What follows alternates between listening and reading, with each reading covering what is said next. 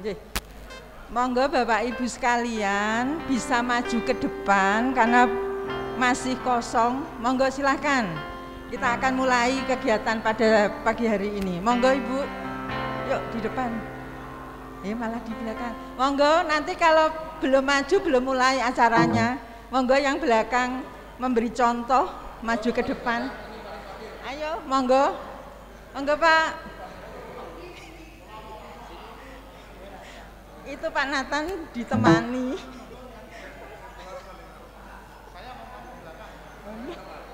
Monggo, monggo, silakan maju. Ya Bu, maju Bu.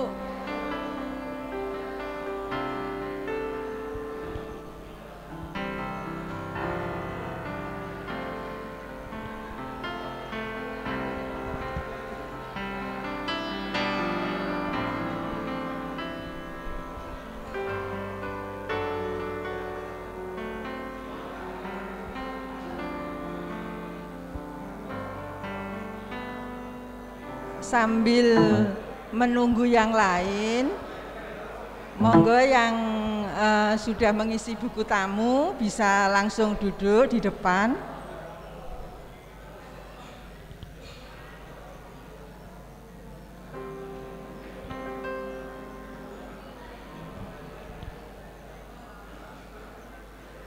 Karena waktu sudah menunjukkan pukul 10 kurang 10 menit, kita sudah mundur 20 menit, nggih.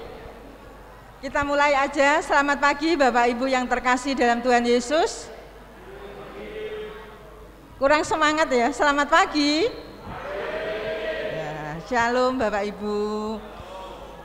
Puji Tuhan kalau pada pagi yang indah ini kita masih diberi kesempatan untuk kita boleh bersama-sama berkumpul di tempat ini untuk mengikuti kegiatan pada pagi hari ini.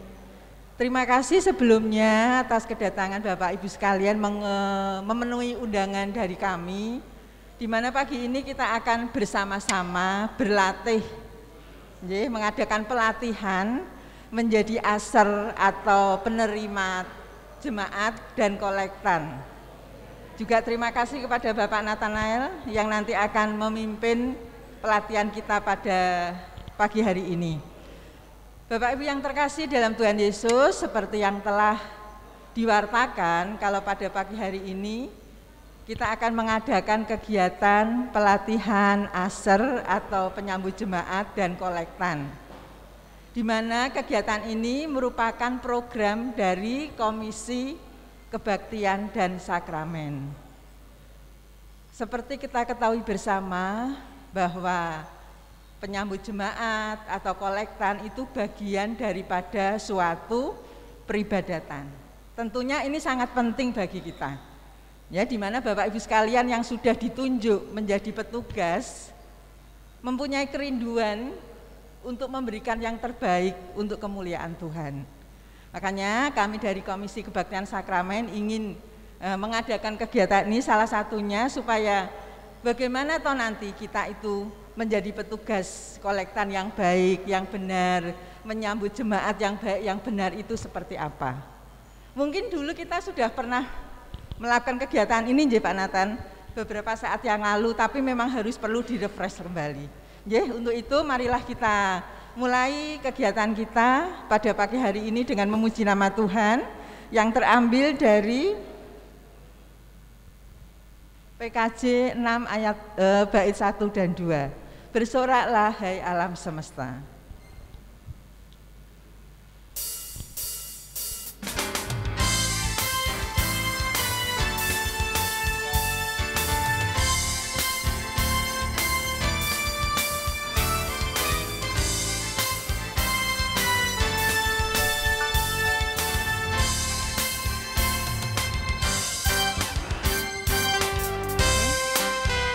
Hai alam semesta, kau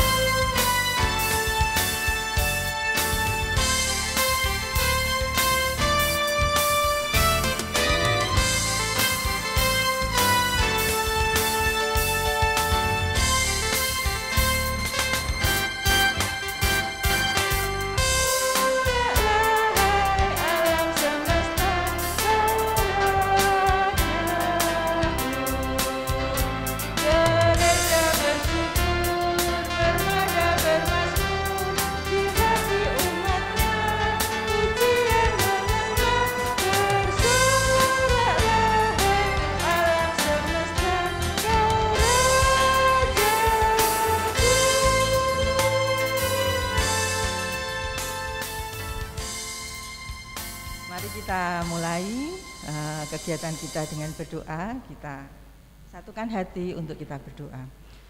Tuhan Allah Bapa kami yang di surga, sungguh kami mengucap syukur Tuhan untuk kesempatan pagi yang indah ini. Karena atas kasih dan kemurahan Tuhan, Kau berkenan kumpulkan kami, anak-anak-Mu, di tempat ini untuk kami boleh bersama-sama mengikuti kegiatan pelatihan, asar, dan kolektan. Tuhan, kami serahkan jalannya kegiatan pagi hari ini ke dalam tangan kasih Tuhan. Biarlah Engkau hadir di tengah kami, sehingga acara kami boleh berjalan dengan baik. Kami berdoa untuk saudara-saudara kami yang masih di dalam perjalanan, biarlah Tuhan sendiri akan menyertai, sehingga Tuhan boleh hantarkan tiba selamat sampai di tempat ini. Tak lupa kami juga berdoa Tuhan untuk yang terkasih Bapak Pendeta kami, Bapak Pendeta Nathanael, di mana nanti beliau akan memimpin kegiatan pagi hari ini, di dalam pelatihan pagi hari ini. Tuhan kiranya urapi dengan kuasa Roh Kudus-Mu, sehingga apa yang disampaikan seturut kehendak dan rencana Tuhan. Kami serahkan seutuhnya Bapa kegiatan kami pagi ini, dari awal pertengahan hingga akhir, hanya ke dalam tangan kasih Tuhan. Hanya di dalam nama Putra-Mu yang tunggal Tuhan Yesus, doa ini kami panjatkan.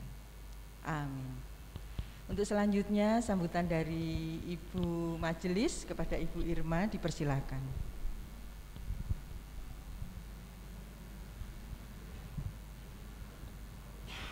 Ya, terima kasih Mbak Luki. Selamat pagi semuanya.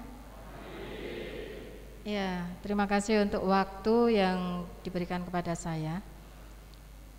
Kami dari Komisi Kebaktian dan Sakramen mengucapkan terima kasih atas kehadiran Bapak, Ibu, dan saudara-saudari pada acara pelatihan asar dan kolektan hari ini. Terima kasih kepada Bapak Pendeta Nathanael Kriswanto yang akan memberikan materinya. Terima kasih atas kehadiran para majelis. Terima kasih kepada Komisi Multimedia yang ikut ambil bagian di dalam kegiatan ini. Dan terima kasih juga khususnya kepada tim kebaktian dan sakramen serta semua pihak yang tidak dapat kami sebutkan satu persatu, sehingga kegiatan ini dapat terlaksana. Biarlah semua yang kita lakukan ini untuk kemuliaan nama Tuhan.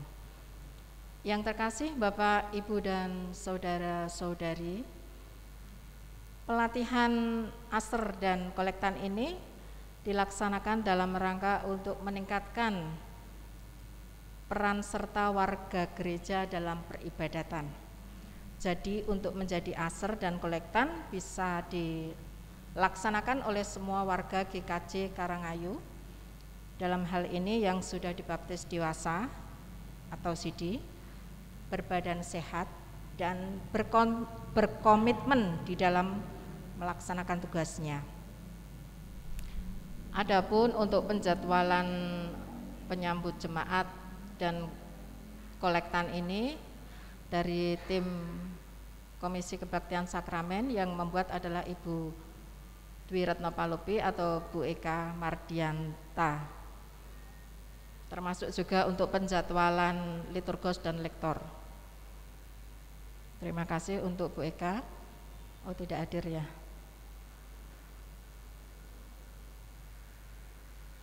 Selanjutnya untuk Bapak, Ibu, dan saudari-saudara yang terkasih, apabila yang sudah terjadwal tetapi berhalangan, kami mohon untuk mencari penggantinya secara pribadi.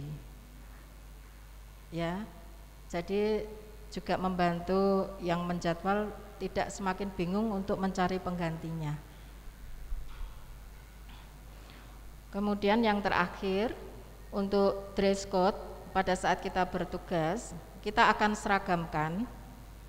Untuk minggu, di luar minggu terakhir kita memakai atas putih, bawah hitam. Untuk yang putri dimohon tidak memakai celana jeans atau rok jeans. Demikian sambutan dari saya. Kiranya dengan pelatihan ini kita semakin mengerti tugas dan tanggung jawab sebagai asar dan kolektan, dan biarlah hanya nama Tuhan yang ditinggikan. Terima kasih. Waktu selanjutnya kami serahkan kepada pembawa acara. Terima kasih Bu Irma untuk sambutannya. Tadi yang bisa saya terima dari sambutan Bu Irma, komitmen. Komitmen itu sesuatu yang susah dilaksanakan kalau kita nggak ada tanggung jawab. Jadi kalau begitu kita menerima tugas pelayanan, ya kita berkomitmen untuk tetap bisa mengerjakannya dengan penuh tanggung jawab. Amin ya Bapak Ibu. Untuk selanjutnya kepada Bapak Nathanael, monggo dipersilahkan. Cek. Selamat pagi Ibu Bapak dan saudara-saudara. Terima kasih untuk kehadiran dan perhatiannya. Bersama-sama dari pagi hingga siang hari ini kita akan belajar bersama. Ya, belajar bersama tentang peran atau tugas liturgis, ya, petugas-petugas dalam peribadatan. Kalau beberapa waktu yang lalu kita sudah berbicara tentang lektor, ya, untuk hari ini ada dua hal yang akan kita pelajari, yaitu yang pertama tentang asar, ya, asar itu penyambutan jemaat, dan yang kedua nanti tentang kolektan, ya. Supaya runtut sebaiknya kita mulai yang pertama dulu, penyambutan jemaat, ya. Jadi kita akan penyambutan jemaat, ya, atau asar yang akan kita bicarakan. Bapak Ibu dan saudara yang terkasih di dalam Tuhan Yesus Kristus, sebenarnya ini kan sesuatu yang kita laksanakan setiap peribadatan yang namanya asar ataupun penyambutan jemaat, ya. Tetapi kalau tidak dipersiapkan dengan baik, ya, tentu kualitasnya juga tidak akan baik, ya. Oleh karena itu segala sesuatu yang akan dilakukan itu harus dipersiapkan dengan baik.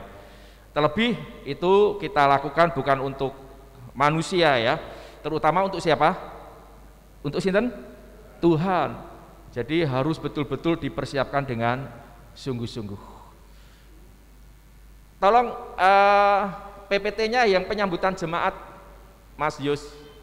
Ya, penyambutan jemaat dalam ibadah gereja, ini PPT yang saya siapkan. Bapak Ibu dan saudara, pelayanan dalam ibadah gereja memang menjadi tanggung jawab majelis gereja, ya.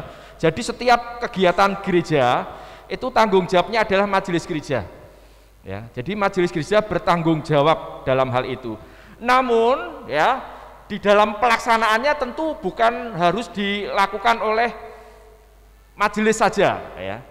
Jadi bukan hanya dilakukan oleh pendeta, penatua maupun diaken saja, tetapi harus melibatkan, ya, semakin banyak warga gereja untuk terlibat, untuk berpartisipasi dalam pelayanan gereja, khususnya kalau dalam hal ini dalam ibadah. Supaya apa? Supaya peribadatan itu juga akan semakin baik, semakin berkualitas dalam tanda kutip. Dan kalau itu kita lakukan, maka gereja kita ini akan semakin menjadi gereja yang hidup, gereja yang sehat, ya. Jadi gereja yang hidup, gereja yang sehat itu gereja yang semakin banyak melibatkan peran serta maupun partisipasi daripada warga gerejanya. Next. Secara teologis, ya tadi, kembali ke tadi. Secara teologis, melibatkan banyak warga gereja untuk berperan serta, itu mau menggambarkan bagaimana imamat am dalam sebuah gereja itu terwujud, ya, sehingga masing-masing warga gereja itu punya peranan dan mengambil peran di dalam kehidupan bergereja. Next.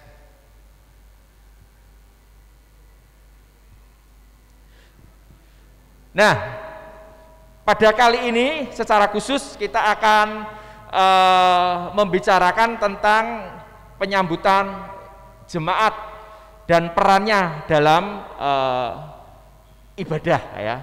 Jadi kita akan berbicara tentang apa itu penyambutan jemaat dalam peribadatan. Yuk, next.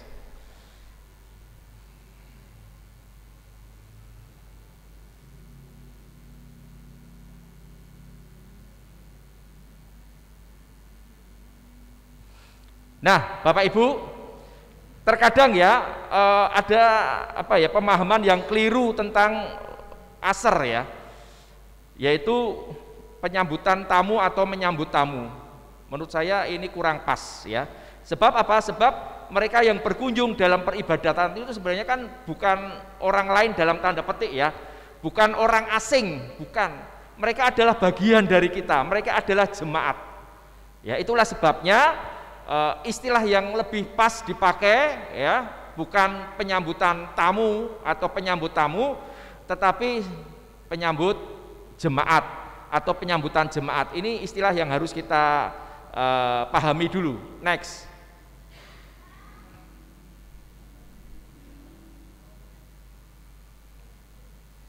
Nah, jadi kita menggunakan istilah penyambutan jemaat ya. Kenapa? Karena ini lebih dapat dipertanggungjawabkan secara teologis, sebab istilah penyambutan jemaat lebih memperlihatkan relasi yang dekat ya, hubungan yang akrab antara yang menyambut maupun yang disambut. Mereka bukan orang asing, mereka bukan orang yang sama sekali tidak memiliki hubungan relasi dengan kita ya. Next.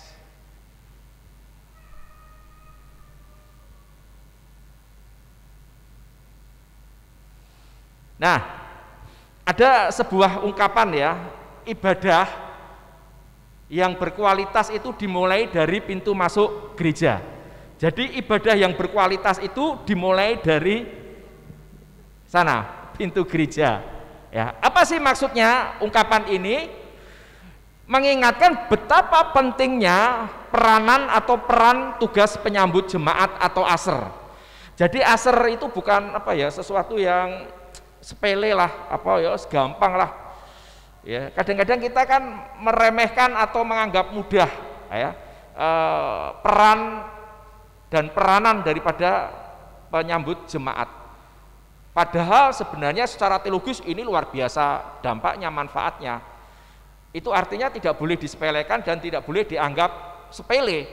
Ini sungguh-sungguh harus dilakukan dengan serius, dengan penuh tanggung jawab ya, karena penting sekali. Bahkan ibadah yang berkualitas dimulai dari pintu masuk gereja. Baik buruknya dalam tanda petik, menarik tidaknya dalam tanda petik, gairah tidaknya dalam tanda petik, sebuah peribadatan dimulai dari pintu masuk. Itulah sebabnya keramah tamahan ya toh, dalam penyambutan itu sangat berpengaruh di dalam peribadatan. Karena kalau disambut dengan baik, dengan ramah, dengan sesuatu yang menyenangkan dalam tanda petik, maka itu akan menjadi daya tarik tersendiri bagi mereka yang datang beribadah. Lebih-lebih bagi simpatisan ya. Simpatisan itu ya, belum warga gereja kita tetapi sudah bergereja di tempat kita ya. Misalnya dari gereja lain tetapi beberapa waktu sudah ikut beribadah di tempat kita meskipun belum menjadi warga gereja kita. Itu disebut dengan simpatisan, dan itu biasanya dalam kehidupan bergereja selalu ada. Bahkan kalau saya amati, terkadang dalam ibadah-ibadah itu pasti ada yang dari gereja lain yang datang untuk beribadah di GKJ Karangayu. Nah, ini sebagai simpatisan. Penyambutan terhadap anggota jemaat dan simpatisan dapat dilakukan ya, baik oleh majelis maupun oleh warga gereja, dan bila perlu bisa dilakukan oleh keduanya. Nah, di GKJ Karangayu saya kira dua-duanya melakukan, karena asar atau penyambut jemaat itu ada juga yang dari majelis, tetapi ada juga yang dari warga gereja, dan itu sudah kita lakukan beberapa waktu lamanya. Next.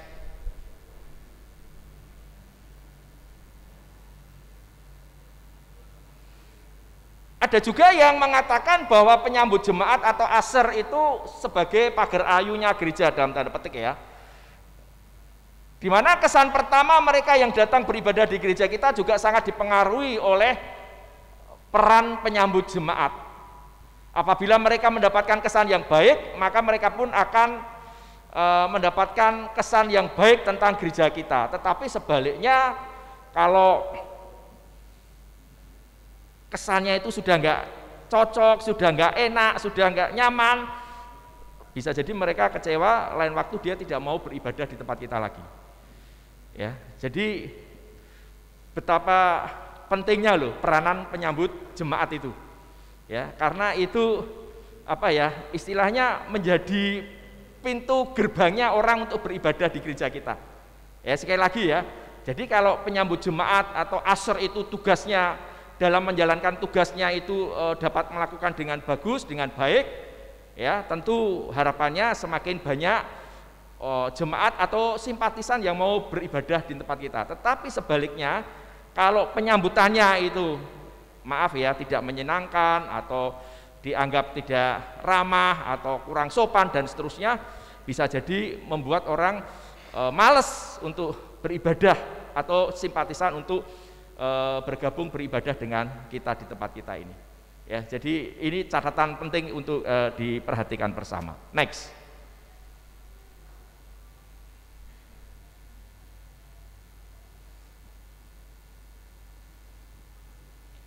Nah, seperti saya katakan di atas tadi ya, kelihatannya tugas penyambut jemaat itu apa ya, biasa-biasa saja dan seterusnya ya. Tetapi dalam realitasnya tidak ya. Tugasnya tidak kalah penting dengan pelayan yang lain.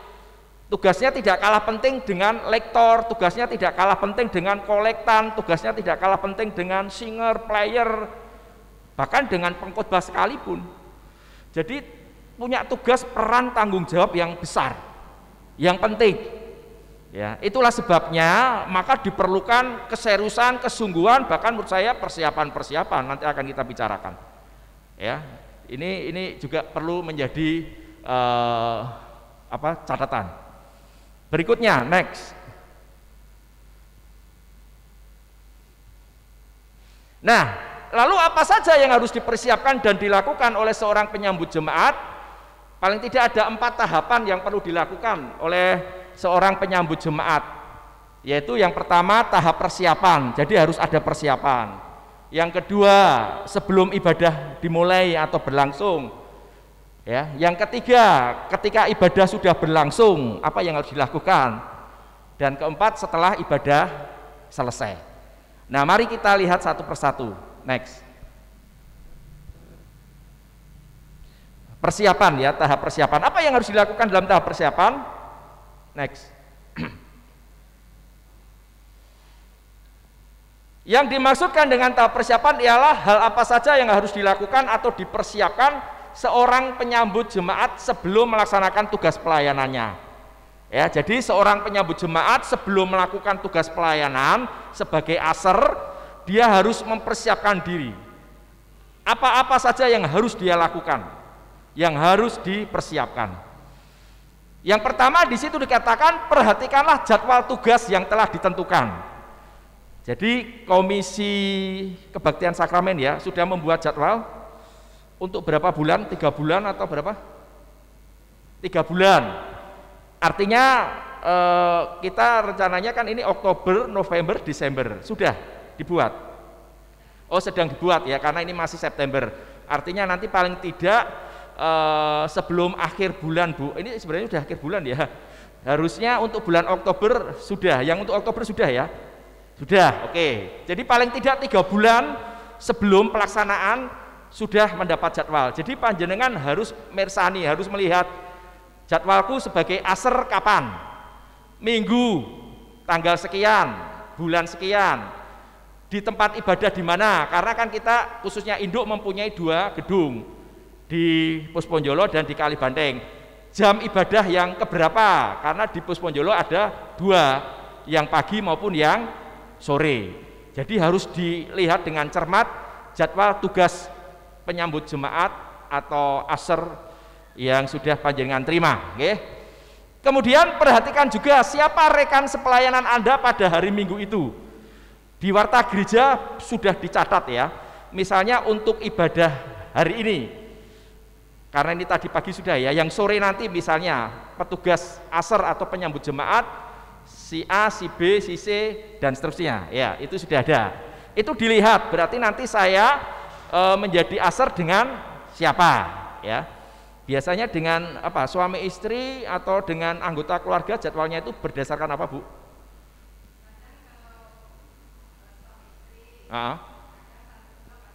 Oh ya, bisa jadi suami istri mereka yang sudah berkeluarga tentunya ya, atau keluarga kakak itu, atau bloknya ya, atau bisa jadi lintas blok ya. Yang penting itu sudah ada jadwalnya, dipersani, diperhatikan dengan siapa. Kemudian siapkan diri Anda sebaik mungkin beberapa hari sebelumnya agar pada saat bertugas hati dan pikiran Anda sungguh-sungguh tertuju bagi pelayanan tersebut. Jadi ini harus dipahami betul. Oh, besok saya tugas pada hari Minggu ini, jam ini saya bertugas dengan ini, dengan itu dan seterusnya. Jadi itu harus betul-betul digumuli dulu ya, dipersiapkan betul, dipikirkan. Supaya apa? Supaya ojo lali, supaya tidak lupa ya. Sesuatu yang sering kita pikirkan itu akan membuat kita tidak akan mudah lupa. Tetapi kalau sama sekali kita tidak pernah ngurusi, bisa jadi itu lalu lupa. Tidak pernah memperhatikan, bisa jadi lupa. Jadi itu apa ya, mencegah kelupaan. Next, B. Yuk berikutnya. Bawakan dalam doa pelayanan yang akan Anda lakukan. Sebab yang akan Anda layani itu terutama untuk siapa tadi? Tuhan. Jadi harus ada doa Bapak Ibu. Pernah nggak panjenengan berdoa untuk menjadi asar? Allah Pak Nathan wong jadi asar tidak ada sembahyang barang. Pernah nggak Bapak Ibu berdoa ketika mau menjadi asar? Lu kok menang baik? Biasanya menang baik iki ora lho. Ya. Jadi harus didoakan Bapak Ibu. Panjenengan juga berdoa secara pribadi. Ya mohon apa? Kesehatan pasti. Kan kita tidak tahu hari ini kita sehat, besok minggu kita sehat. Kan tidak tahu toh. Bisa jadi sakit atau bahkan mungkin mati. Kan tidak ada yang tahu hidup kita ini. Nah, makanya perlu itu doa, penyerahan kepada Tuhan, mohon berkat Tuhan, mohon perlindungan Tuhan. Ya, mohon kemampuan supaya besok minggu saya bisa menjadi asar yang baik, asar yang berkualitas. Itu dibawalah dalam doa. Monggo mau didoakan panjenengan dalam doa pribadi panjenengan secara pribadi, mau di dalam doa keluarga, atau syukur doa bersama dengan petugas asar yang lain. Next. Apabila Anda berhalangan, maksudnya berhalangan hadir di sini ya. Carilah sedapat mungkin rekan sepelayanan lain yang dapat menggantikan Anda. Dan informasikan kepada koordinator tim penyambut jemaat atau ketua blok atau majelis urusan komisi kebaktian sakramen sehingga pelayanan penyambut jemaat tetap dapat berjalan dengan lancar. Nah ini kadang-kadang yang sing sok lali. Jadi kalau panjenengan mungkin berhalangan karena bisa jadi misalnya besok minggu dijadwal tugas ini ternyata ada surat dari kantor, dari dinas, besok minggu ada kegiatan misalnya di sana kantor membutuhkan saudara untuk terlibat dalam pelayanan, bisa loh itu. Sehingga sesuatu yang sudah dipersiapkan, yang sudah dijadwal bisa mengalami perubahan. Tidak apa-apa kalau memang tidak bisa, tetapi jangan diem wae, ojo meneng wae. Tetapi informasikan kalau panjenengan tidak bisa itu kepada koordinatornya, ya, atau kepada komisinya, ya. Atau kalau tadi disarankan oleh komisi suruh cari sendiri gantinya. Ya silakan, hanya kalau suruh cari sendiri gantinya tidak ada koordinasi ini nanti akan menjadi persoalan baru. Ya, jadi mohon dicatat ini ya. Sebaiknya itu ada koordinasi. Ya, karena ini tugas tim, tidak tugas sendirian. Tugas dewean mungkin enggak terlalu resiko, tapi kalau tugas tim itu sebaiknya dikoordinasi bersama supaya berjalannya baik. Ya, jadi disampaikan, diinformasikan supaya apa? Supaya ada yang menggantikan, mencari ganti. Walaupun bisa jadi misalnya saya nggak bisa berangkat, saya cari ganti secara pribadi, oke, tapi tetap disampaikan kepada koordinator, ya, atau kepada majelis urusannya, atau kepada komisinya dan seterusnya. Yang penting itu ada komunikasi lah intinya, ya, supaya jangan sampai pada saatnya hari Minggunya bertugas, ternyata kok tidak ada aser, tidak ada petugas penyambut jemaat, karena ternyata berangan hadir yang ora ngandani, ora memberi tahu apa yang menjadi halangannya sehingga tidak bisa hadir dan seterusnya. Next. Nah, perhatikan kerapian atau estetika berpakaian Anda, jangan sampai berpakaian Anda menjadi batu sandungan bagi mereka yang akan beribadah. Kalau menurut saya pakaian itu bukan masalah materi ya, bahan ya. Kalau saya kok lebih yang penting sopan, santun ya. Yang penting rapi, itu yang paling etis. Ya, kalau masalah bahan yang penting anggar ora semerawangnya tipis yang kelihatan kayak transparan itu. Yojo ning gereja kok ya.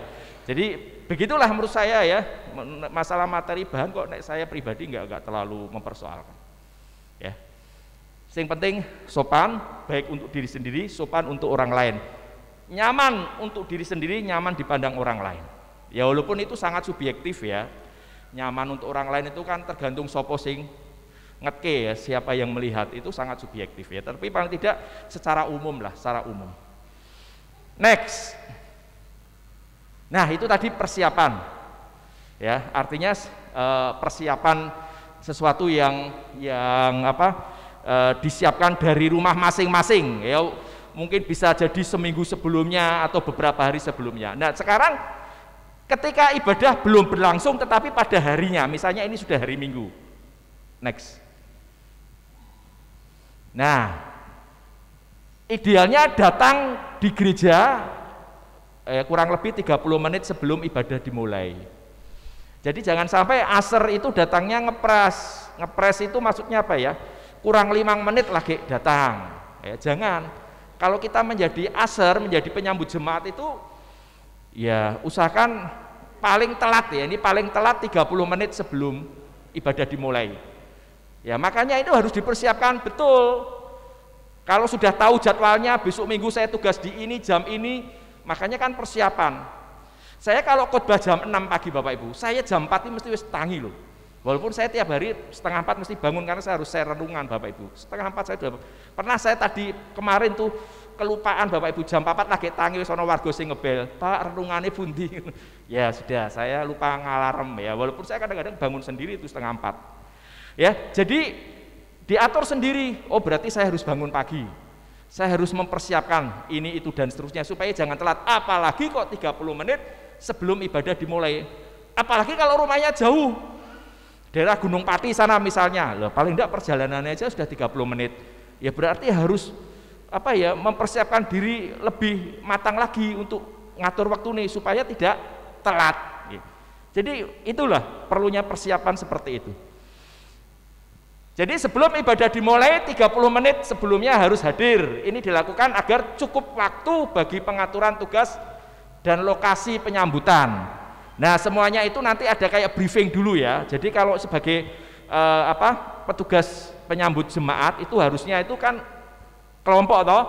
Nah, di situ nanti dibagi siapa yang bertugas di depan dan seterusnya. Lalu tugasnya apa dan seterusnya. Ini sebenarnya perlu kayak briefing ya, ngomong-ngomong dulu sebelum pelaksanaan ibadah. Makanya butuh waktu. Paling tidak 30 menit sebelumnya supaya ada waktu untuk itu. Ya. Mau di sebelah kanan atau pintu sebelah kiri pintu masuk gereja, siapa berpasangan dengan siapa dan sebagainya. Lalu siapa yang akan mengantar warga jemaat datang terlambat supaya bisa duduk di tempat duduk yang masih kosong. Nah kayak gini kalau tidak diatur kadang-kadang kan saling menunggu. Ya, saling menunggu bisa jadi terus menengwai, tidak proaktif. Ya, nanti juga akan kita bicarakan itu bahwa petugas penyambut jemaat itu bukan hanya sekedar berdiri di depan. Yang saya lihat sekarang ini masih berdiri di depan, baru sampai pada taraf berdiri di depan. Padahal menurut saya petugas penyambut jemaat tidak seperti itu, harusnya. Nah, nanti kita bicarakan bersama. Next. Nah, nih penyambut jemaat jangan hanya berada di pintu utama gereja, melainkan juga pintu masuk lainnya. Nah, ini saya tidak tahu persis ya. Ini itu kalau ditutup ya, kalau ibadah ya, tutup. Yang belakang itu juga ditutup. Berarti pintu masuk 1. Kalau petugasnya 4, berarti 2 di pintu luar. Kalau itu nanti pintu kacanya ditutup, berarti yang 2 ini harus di dalam. Jangan semuanya 4 berdiri di situ tambah majelis loro, wong 6 grombol ning kono, lah dong apa? Nah, ini perlu dipertanyakan. Terus next, bersikaplah santai, ramah, penuh kehangatan dalam menyambut jemaat dan senyum yang baik tanpa terkesan dipaksakan atau terpaksa. Walaupun nganggo masker, senyum kita kan tidak kelihatan ya. Tetapi yang penting ada keramahan, dan keramahan itu dimulai dari hati. Ya, dimulai dari hati ya. Supaya keramahan itu betul-betul orisinil ya, asli, apa adanya, bukan dibuat-buat, bukan sandiwara, bukan sesuatu yang dipaksakan gitu loh. Ya, ini tidak mudah ya. Tidak mudah. Apa meneh berpadu karo bojone kok kon nyambut wong liya ramah, mesti rada angel kuwi ya toh. Lho kan bisa saja ya. Jadi ini kalau sudah menjadi penyambut jemaat ya memang harus betul-betul orisinil ya. Jangan dibuat-buat ya. Yuk next. Jika perlu 1 atau 2 orang penyambut jemaat yang bertugas menghantar warga gereja ke tempat duduk.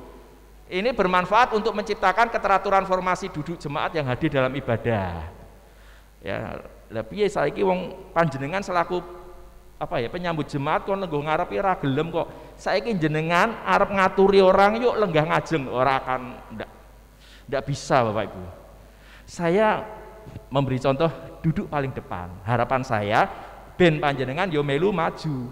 Ning nyatane disuwun-suwun ket mau yo ora ono sing maju. Ya monggo nggih jenengan bergumullah dengan hal seperti itu. Kalau panjenengan sebagai petugas penyambut jemaat harus menjadi contoh loh ya, teladan. Saiki jemaatnya yo takon maju, tapi kita sendiri nggak pernah mau maju, itu nggak akan bisa berhasil. Ya nggak akan bisa berhasil. Kapanpun nggak bisa. Apalagi guru-guru kan digugu dan ditiru. Ya kan gitu toh, ilmunya kan begitu toh. Jadi keteladanan Bapak Ibu, panutan. Nggih nuwun sewu nggih, ini saya sampaikan apa adanya. Ini yang harusnya kita mulai dari diri sendiri. Sekali lagi dari diri sendiri. Nggak usah nunggu wong liya. Ya, dari diri sendiri. Jadi harapannya menjadi aser atau penyambut jemaat jangan hanya berdiri di depan walaupun sudah ramah, monggo katuran mlebet lenggah, yang di dalam menghantarkan jemaat untuk duduk, cari duduk tempat duduk yang masih kosong supaya jangan semuanya gerombol di belakang. Ya. Saya pernah ya dengan beberapa pemuda dulu ada acara leadership di Singapura Bapak Ibu. Saya dengan Mbak Pinta, pada waktu itu masih Mbak Pinta ya, Mbak Deborah Anis, Mbak Raninya Bu Paulus Pitono. Ya, kita berjalan-jalan dalam tanda petik ya, beribadah itu 1 hari sampai 3 atau 4 kali, tapi di tempat ibadat yang berbeda. Ada kita di gereja yang internasional ya, gereja baptis internasional di Singapura itu gereja baptis terbesar, dan di sana pakai bahasa Inggris ibadahnya. Tetapi penyambutannya luar biasa itu, penyambutannya luar biasa. Begitu kita datang itu asernya nyambutnya luar biasa.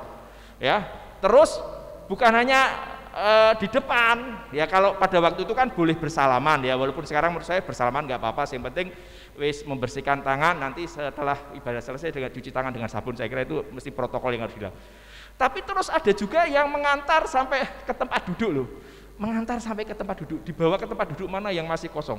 Kebetulan di jemaat sana itu memang jemaatnya penuh itu, penuh sekali ya, walaupun dari berbagai negara itu ya, jadi ada yang dari Belanda, ada yang dari India. Saya ketemu dengan beberapa warga dari berbagai negara itu, karena itu memang internasional ya, gereja internasional, jadi semua bangsa masuk di situ bisa. Nah tapi penyambutannya itu yang saya lihat luar biasa, makanya saya kadang iri kapan Karanghayu bisa seperti itu. Ya, keinginan saya dalam diri pribadi seperti itu sudah lama. Ya. Yang kedua, kami juga di gereja ya seperti GKJ lah, alirannya presbyterial. Ya. Itu juga bagus, bahkan di sana itu sebelum masuk monggo kalau mau ngeteh dulu, disediain teh gitu ya, disediain air putih, bahkan ada kopi barang ya toh. Karena memang belum waktunya mendesak untuk beribadah, masih ada waktu. Ya walaupun dengan kayak ini ya, gelas-gelas plastik ya, gelas-gelas plastik itu sekali pakai terus buang itu ya pada waktu itu ya. Atau kalau sekarang yang modelnya tidak boleh plastik ya, pakai kayak kertas itu ya, campuran ya, yang bisa dihancurkan ya. Nah itu hanya salah satu contoh, tentu tidak harus seperti itu, tetapi penyambutannya itu luar biasa. Ini loh penyambutan yang ramah, yang hangat, ditanya dari mana ya, terus kesini dalam rangka apa, lu betul itu, ditanya betul itu. Kemudian apa studi, apa bekerja atau rekreasi, terus diberi kertas, suruh ngisi ya nama, kemudian alamat, kemudian di sini dalam rangka apa dan seterusnya. Itu yang saya terima pada waktu saya di gereja internasional sana, Baptis internasional ya. Kemudian juga di Presbyterial juga begitu dan seterusnya.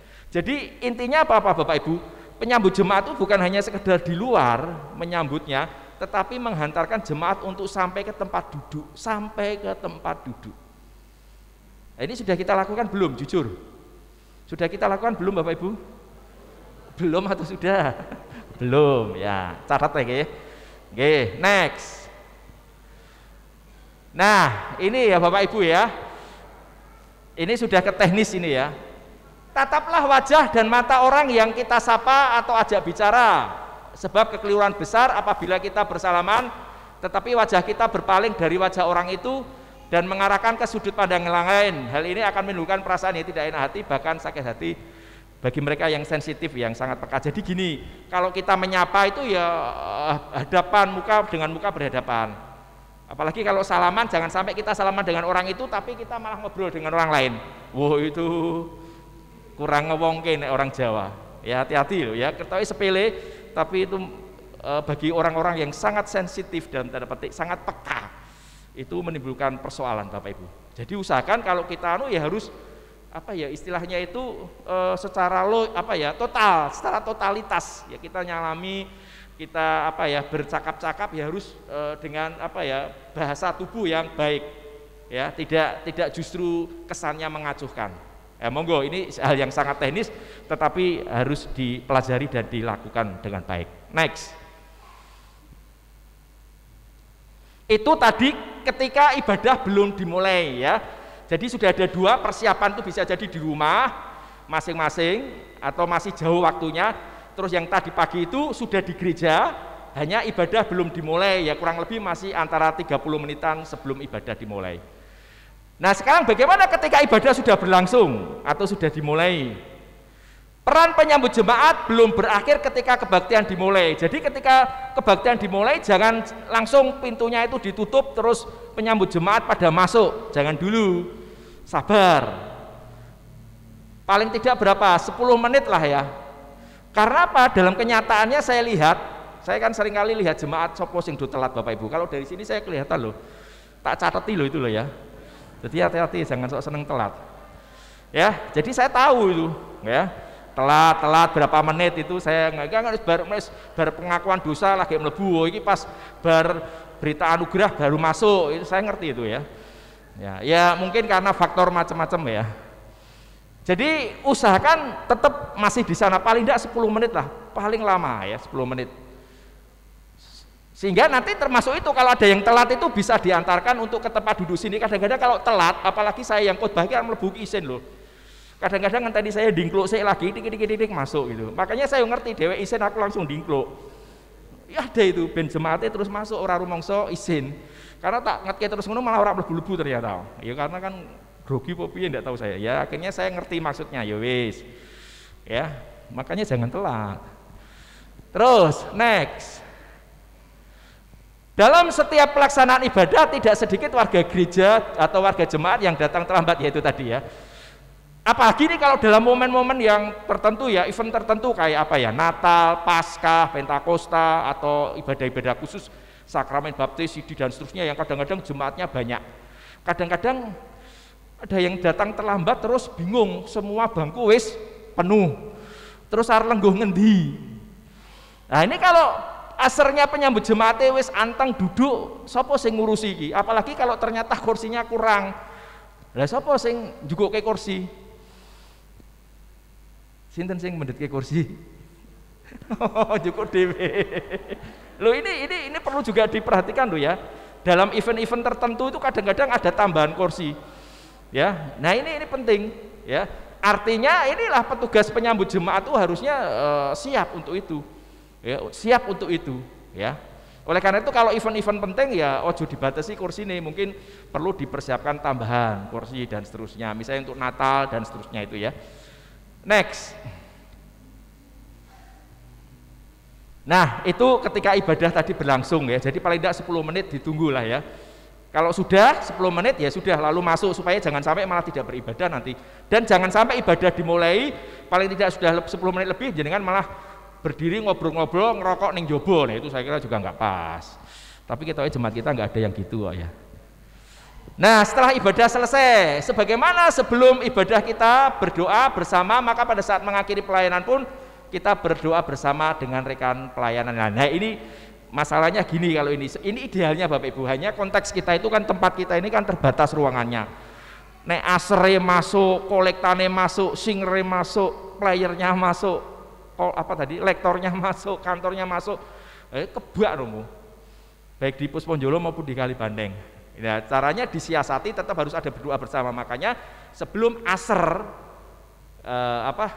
memulai tugasnya, setengah jam sebelumnya kan sudah hadir, terus berdoa dulu. Bisa berdoa di ruangan ini atau berdoa di sana, silahkan. Ya, lalu ya berdoa bersama, habis itu briefing, berdoa bersama dan seterusnya, lalu melaksanakan tugas.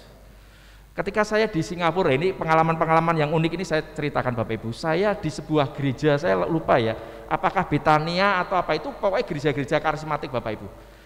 Itu ternyata itu di sana kayak ada tim ibadah itu 1 jam sebelum ibadah dimulai itu mereka malah beribadah kok. Luar biasa menurut saya ini. Tapi saya lihat dari sisi positifnya, artinya mereka sudah menyiapkan diri, bahkan 1 jam sebelum ibadah dimulai mereka sudah siap, mereka sudah kumpul bareng, mereka sudah melakukan persiapan doa dan seterusnya. Nah, ini saya ambil dari itunya, bukan persoalan ibadahnya ya, tetapi persiapannya sungguh-sungguh itu dilakukan betul-betul, dilakukan dengan matang, entah itu briefing, entah itu doa. Dan saya kira itu kita bisa kok, 30 menit lah sebelum menjadi asar, karena menjadi asar kan tidak tiap minggu toh. Bisa jadi berapa jadwalnya Bu Irma? Ini kan begitu banyak menurut saya. Misalnya saya sebagai asar, saya mendapat jadwal itu 1 bulan sekali, 2 bulan sekali, atau 3 bulan sekali, rata-rata 3 bulan sekali. Berarti saya akan jadi asar lagi 3 bulan yang akan datang. Betul gitu? Oke. Nah, berarti lama banget Bu. Menurut saya lama itu. 3 bulan lagi baru menjadi asar. Nah, itu memang harus betul-betul diperhatikan jadwalnya. Soalnya 3 wulan iki iso lali Bu. Ojo nek 3 wulan, sak wulan wis iso lali kuwi. Ya, 3 bulan. Nah, makanya itu 3 bulan sekali berilah yang terbaik untuk Tuhan, berilah yang berkualitas untuk Tuhan. Kan begitu mesti harusnya. Ya itu kan 3 bulan sekali itu luar biasa, waktunya panjang. Bisa disiapkan dengan baik, dengan sungguh-sungguh dan seterusnya. Next. Nah, sebagai penyambut jemaat kita harus ingat bahwa kita melayani bukan karena kita punya waktu lebih daripada di rumah tidak ada kegiatan dan seterusnya, jangan ya.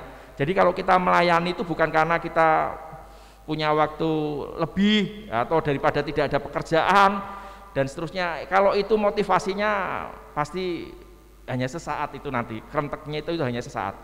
Setelah pudar passionnya ya wis melakukan lagi.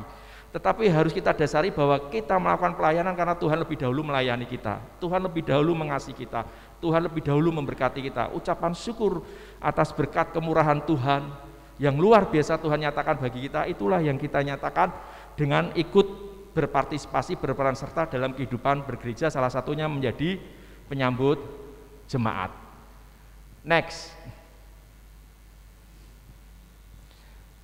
Ya, ini saya kira pandangan-pandangan Alkitab tentang bagaimana kita harus melakukan pelayanan. Next, nanti bisa dibaca, nanti saya bagikan PPT-nya ya. Nah, ini juga pelayanan bukan hanya tugas tambahan bagi gereja, tetapi merupakan bagian dari kehidupannya. Ini artinya bahwa di dalam kita melakukan pelayanan ya harus serius, sungguh-sungguh dengan penuh tanggung jawab, dengan baik dan benar, dengan berkualitas. Next. Nah, sebagai catatan, ini sebagai catatan ya, bagi warga gereja lain atau simpatisan, tadi sudah saya singgung, atau yang baru pertama kali datang, penyambut jemaat dapat mencatat dalam buku tamu. Ya, jadi ada buku tamu yang perlu disediakan ya untuk mencatat, kemudian mengisi buku tamu itu. Atau diberi belangko ya, kalau saya pas di Singapura itu diberi belangko. Nah, belangkonya itu disuruh ngisi.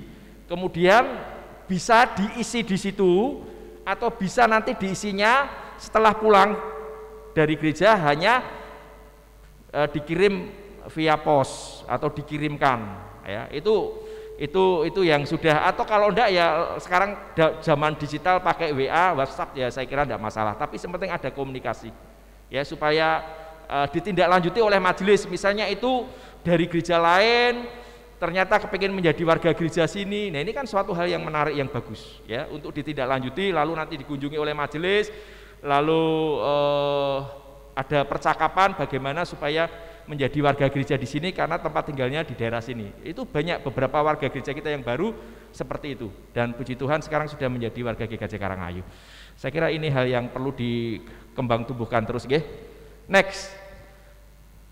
Bagi warga gereja lain atau simpatisan yang baru pertama kali datang dan ingin terlibat aktif dalam pelayanan sesuai dengan kemampuan minatnya, nah itu tadi ya juga bisa. Makanya nanti dalam belangko itu minatnya di bidang apa pelayanan ya, misalnya menjadi organis atau player, singers atau apa itu ada belangkonya, dicentang-centang saja ya. Nanti kita buatkan itu, kalau belangko itu saya pernah punya contohnya untuk itu. Next. Nah, ini sekarang pakaian ya, tapi intinya seperti yang saya katakan tadi ya, pakaian penyambut jemaat haruslah sopan dan sederhana, artinya tidak harus yang mahal lah, mewah dalam arti yang mahal, tetapi juga ya maaf ya, jangan terusak adane ya, jadi juga tidak terlalu ketat tapi juga tidak kedodoran. Nah, itu saya kira penting ya, jadi bukan materinya kalau menurut saya, yang penting ojo terlalu ketat apalagi kok transparan ya, kemudian juga jangan terlalu kebesaran. Nah, monggo lah, itu yang bisa mengukur awake dhewe, diri sendiri. Next. Nah, juga itu bersih, rapi, serasi sesuai dengan perannya sebagai penyambut jemaat dalam ibadah gereja. Ya. Next. Nah, rambut dan make up monggo ya, saya kira panjenengan ibu-ibu yang lebih anu yo nek dandan yang ojo ketok apa ya terlalu mencolok dandane kayak mau pesta gitu ya, kecuali nek bar ke gereja ini terus mau pesta lah mungkin lain soal ya, tapi kalau penyambut jemaat ya ojo ketok nun sewu menor gitu ya, jadi ya make upnya ya yang wajar-wajar saja, pakai asidonya ya ojo terlalu mencolok, apalagi siang malam itu kan biasanya warna dominannya beda ya. Next. Tatanan rambut yang rapi, jadi jungkatan ojo lali ya. Saya tadi sudah sisiran belum? Sisiran yang rapi, bar nganggo helm abula-bulan mlebu gereja. Ya sisiran sih toh ya. Next. Nah, terakhir sebagai penutup, demikianlah pemaparan mengenai penyambut jemaat dan perannya dalam ibadah gereja, kiranya bermanfaat, setiap orang dapat melayani. Rahasia untuk menjadi seorang pelayan yang baik dan berhasil apabila Anda mempunyai hati yang mau melayani Allah dan sama, dan bukan untuk kepentingan apalagi penonjolan diri sendiri. Terima kasih. Beri aplaus lah. Baik. Ini mau langsung sesi tanya jawab atau mau yang materi yang kedua? Langsung apa? Sesi. Oh, langsung kolektan. Langsung kolektan. Ya wes, berarti cepat mulih toh ya. Oke, nanti kalau ada yang mau tanya disimpan dulu pertanyaannya, boleh dicatat ya supaya jangan lupa. Nah, sekarang kita yang kedua, yaitu peran kolektan dalam ibadah. Peran kolektan dalam ibadah. Ini yang tadi hampir sama, pengantarnya hampir sama, kita lewati saja. Yuk, next. Nah, ya, ini yang kolektan ya. Sekarang kita ke kolektan saja. Yuk kita langsung ke kolektan saja. Nah, kolektan Bapak Ibu ya, kolektan. Istilah liturgina namanya kolektan ya. Kolektan membantu majelis dengan membantu mengumpulkan persembahan jemaat. Jadi sebenarnya tugas utamanya itu membantu majelis mengumpulkan persembahan yang dikumpulkan oleh jemaat itu, yang diserahkan jemaat untuk Tuhan melalui persembahan itu kan harus dikumpulkan. Nah, sing nugas mengumpulkan itu siapa? Yaitulah yang dimaksud dengan kolektan, ya, pengumpul persembahan. Itu tugas utama. Nah, tugas yang berikutnya memang juga menghitung jumlah warga gereja yang hadir dalam ibadah tersebut. Ini dulu pernah kita lakukan Bapak Ibu, ya. Jadi seorang kolektan itu selain membantu pengumpulan persembahan, dia atau mereka juga mencatat kehadiran jemaat. Dan itu masih dilaksanakan saat ini di Ndawung. Ya, pakai mesin hitung itu, dia ngitung atau alat penghitung maksud saya. Itu mereka terima kasih Bu Luki ya, memang itu mesti ditunggu-tunggu juga ya. Jadi pakai alat penghitung itu, jadi petugas kolektan ketika kantong diedarkan juga ada yang menghitung sebenarnya berapa jumlah kehadiran ya. Supaya karena sudah di dalam gedung gereja itu akan lebih real ya. Daripada kalau dari luar penyambut jemaat ketika ngitung itu bisa jadi nanti pas masuk ternyata ada yang telat nyusul, bisa jadi mereka yang nyusul itu belum tentu kehitung sebagai jumlah jemaat yang ikut hadir, itu bisa jadi. Nah, beberapa jemaat malah membentuk kelompok kerja keuangan yang bertugas mengatur penjadwalan kolektan dan sekaligus membantu majelis menghitung uang persembahan jemaat. Itu juga ada. Saya lihat ada di GKJ mana ya, saya lupa, ada ketika penghitungan persembahan itu ada beberapa jemaat yang menjadi wakil jemaat ikut menghitung itu, bahkan ikut mencatat, ada itu di GKJ, di WPM atau mana saya agak lupa, kalau nggak salah WPM ketika saya khotbah di sana. Ya itu bisa, monggo, itu kebijakan majelis setempat ya, tidak harus menjadi ukuran di gereja kita. Tapi prinsip itu tugas-tugas daripada kolektan ya, selain membantu mengumpulkan persembahan, yang kedua juga menghitung kehadiran jemaat atau umat, yang ketiga juga ikut membantu menghitung jumlah persembahan yang masuk. Nah, kelompok kerja keuangan ini terdiri dari majelis dan beberapa aktivis jemaat yang mempunyai perhatian terhadap masalah ini. Pembentukan kelompok kerja tersebut setidaknya menandakan bahwa pelayanan seorang kolektan juga penting ya. Kadang kelihatan sederhana tetapi ini penting. Jadi intinya Bapak Ibu bahwa kolektan atau petugas pengedar kantong persembahan itu penting, punya peranan serius. Dan menurut saya ini sama tanggung jawabnya dengan petugas ibadah lain. Apa tadi, lektor, termasuk tadi asar dan seterusnya. Sama bobotnya, sangat penting tanggung jawabnya. Jadi harus juga serius. Next. Nah, ini hanya menggambarkan ya, kalau semuanya itu ditangani majelis, betapa repotnya ya. Ya jadi penatua, ya jadi diaken, isih ngumpul ke persembahan, nanti seusai ibadah isih menyelesaikan administrasi dan ngitung persembahan, sebelum ibadah masih harus menyambut jemaat. Coba bayangin aja Bapak Ibu ya, majelis kita itu kan jumlahnya ya terbatas juga loh. Jadi kalau semuanya ditangani majelis menurut saya kok ya kurang pas lah. Sebaiknya itu tadi melibatkan sebanyak mungkin warga gereja untuk terlibat dalam pelayanan. Next. Nah, karena ini sesuatu yang serius dan perlu tandangi dengan tenanan bahasa Jawanya ya, maka perlu langkah-langkah atau tahap-tahap. Yang pertama yaitu persiapan. Nah, persiapannya tentu dari rumah.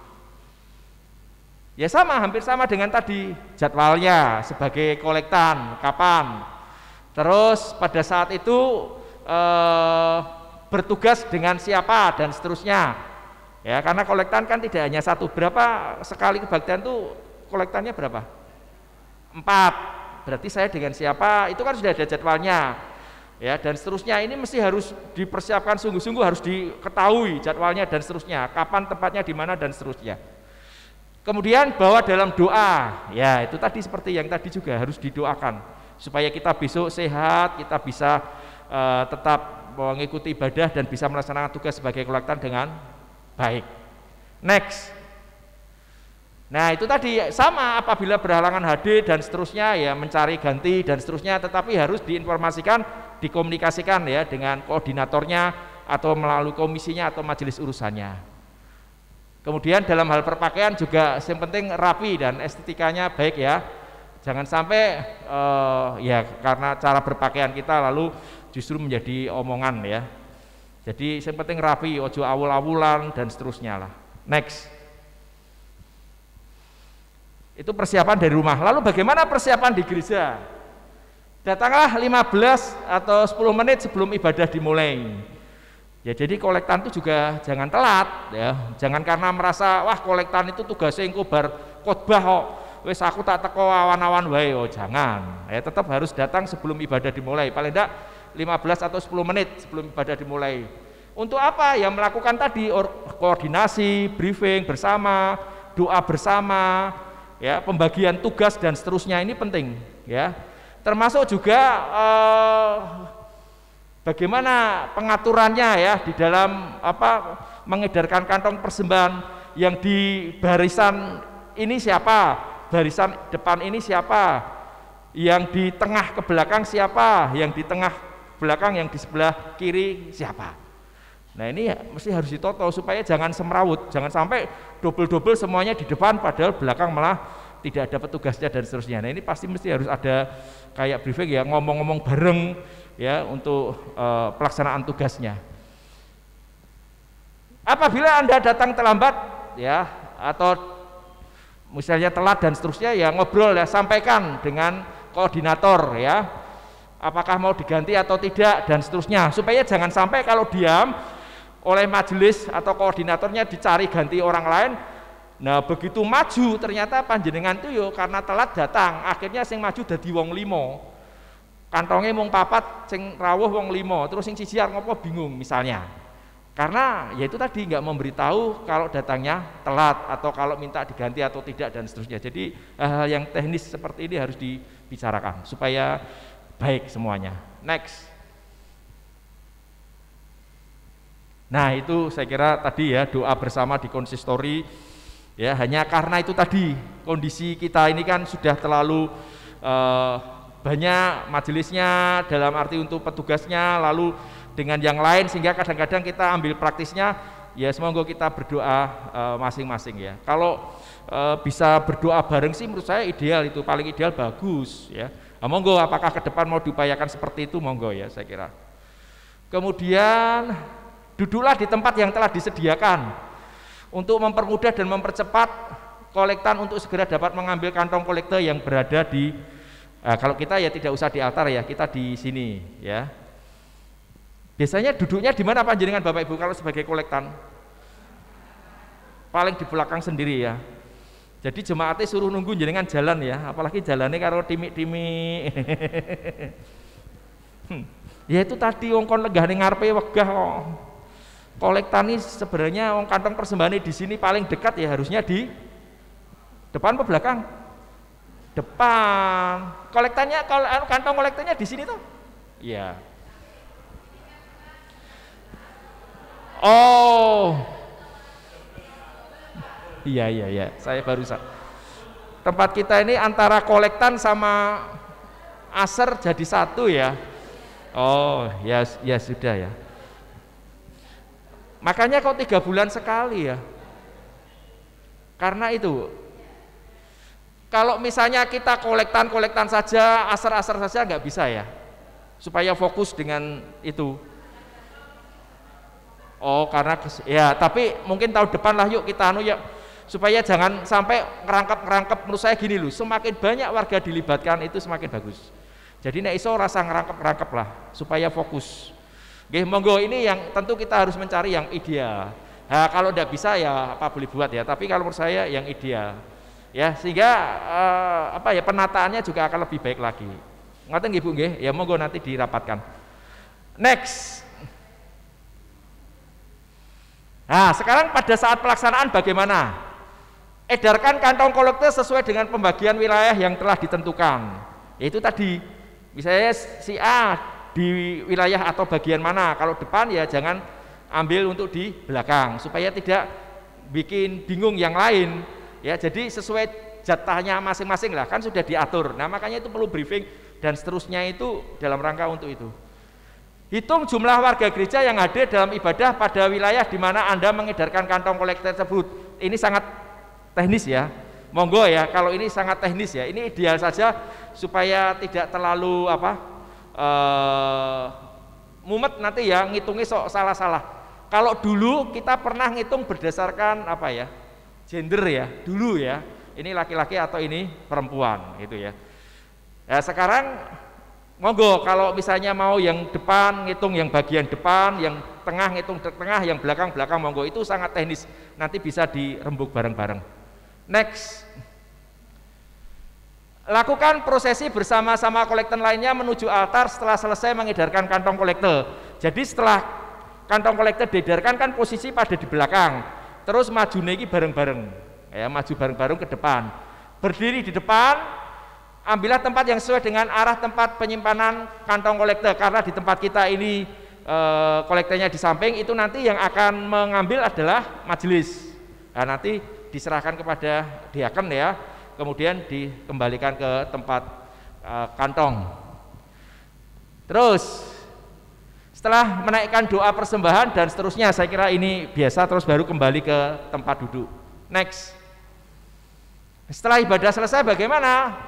Ya pasti ibadah bareng ya, berdoa bareng ya, mengucap syukur karena sudah dapat melaksanakan tugas pelayanan dengan baik. Ya, next.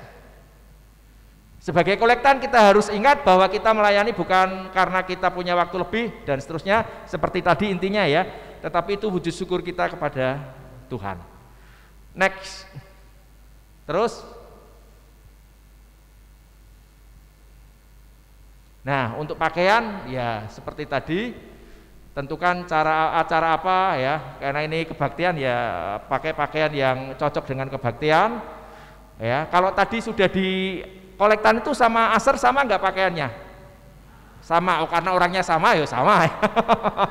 Nah, video malah medeni itu.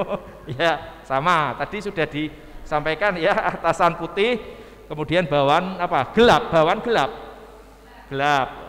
Terus yang penting nyaman dan seterusnya ya. Ya menurut saya ini monggo lah, ini bahan-bahan materi ini tidak terlaluan penting. Monggo terus berikutnya. Ya termasuk persediaan aksesoris ya, yang jangan terlalu mencolok ya, jangan terlalu glamor lah.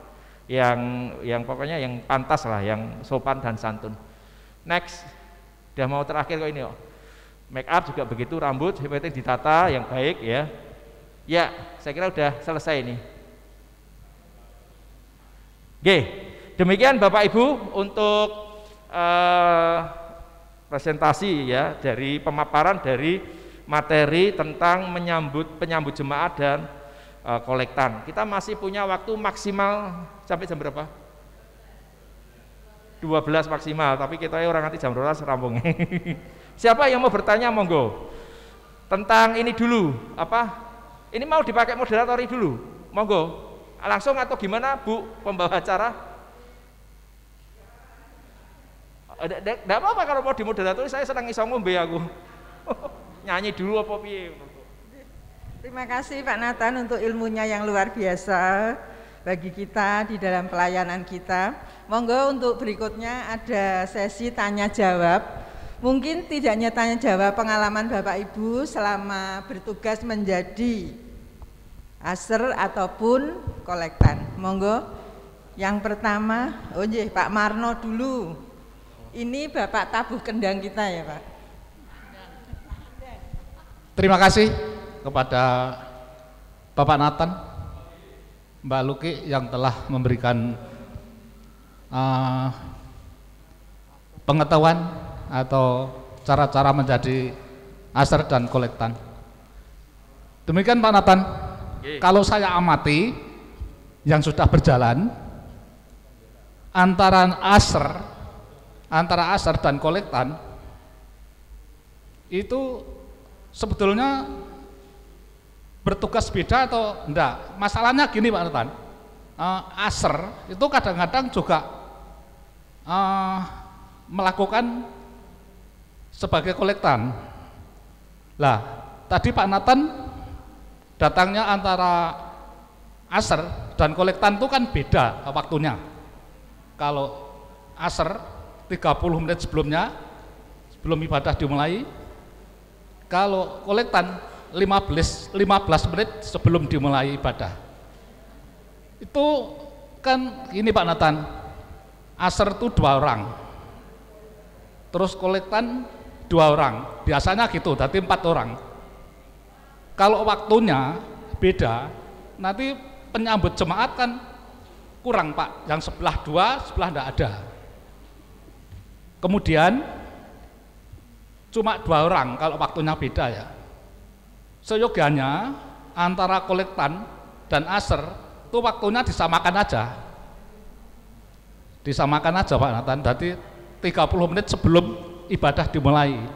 Jadi nanti menyambut jemaat itu genep, ada 4. Terus kemudian apa itu? Ya monggo, kalau mau dirubah antara kolektan nanti ndak melakukan kolektan ya monggo. Kalau asar langsung melakukan kolektan ya monggo, itu nanti monggo. Kalau mau dirubah ya ada apa-apa. Terima kasih Pak Nathan, waktunya. Oke. Langsung apa dikumpulkan dulu Bu Luki? Kumpulkan dulu. Enggak, pertanyaannya itu dikumpulkan dulu apa langsung dijawab? Sudah dicatat Bapak Nathan? Langsung jawab dulu. Enggak, maksudnya udah dicatat ya. Udah. Takutnya nanti lupa. Ya. Ya, Sebentar ya Pak. Mau nanya. Ye? Terima kasih untuk waktunya. Oke, Pak Priyo. Ini tentang teknis pelaksanaan kolekte. Selama ini kita kan kolekte sekarang sudah 2 kali Pak, 2 kantong. Pengalaman saya, kalau persembahan di tempat lain yang lebih dari 1 kantong itu biasanya mengalir satu. Kita ini kan langsung sodorin 2 Pak. Jadi kayak tadi itu ada yang sempat jatuh karena gugup, langsung terima 2 gitu. Jadi ya kalau saya usul mestinya dikasih satu ngalir gitu Pak. Ya ini usul, terima kasih. Oke. Ya, terima kasih Pak Cono. Ini Pak Sugeng Pak. Oke, monggo Pak Pitos. Terima kasih waktunya. Jadi di dalam kegiatan pelayanan sebagai asar ataupun sebagai kolektan, kegiatan yang dibuat oleh gereja memang harus menyesuaikan situasi kondisi. Pertama, gedung gereja. Yang kedua, jumlah jemaat Tuhan. Jadi memang mungkin untuk di gereja-gereja yang lain lebih kompleks dalam arti pembagian asar sendiri, pembagian kolektan sendiri. Kita ambil contoh sama-sama, kita kemarin melihat Pak Nathan di GKJ Karanganyar ya. Wah, megah, besar, dan itu dimungkinkan untuk melihat kondisi itu pembagian asar dan kolektannya bisa berbeda-beda. Kita ambil contoh sekarang di Kalibanteng. Di Kalibanteng itu saya ibaratkan itu hanya 2 RT ini. RT 1, RT 2. Terus Panjelo 3 RT Pak. RT 1 pinggir, RT 2 pinggir, RT 3 tengah.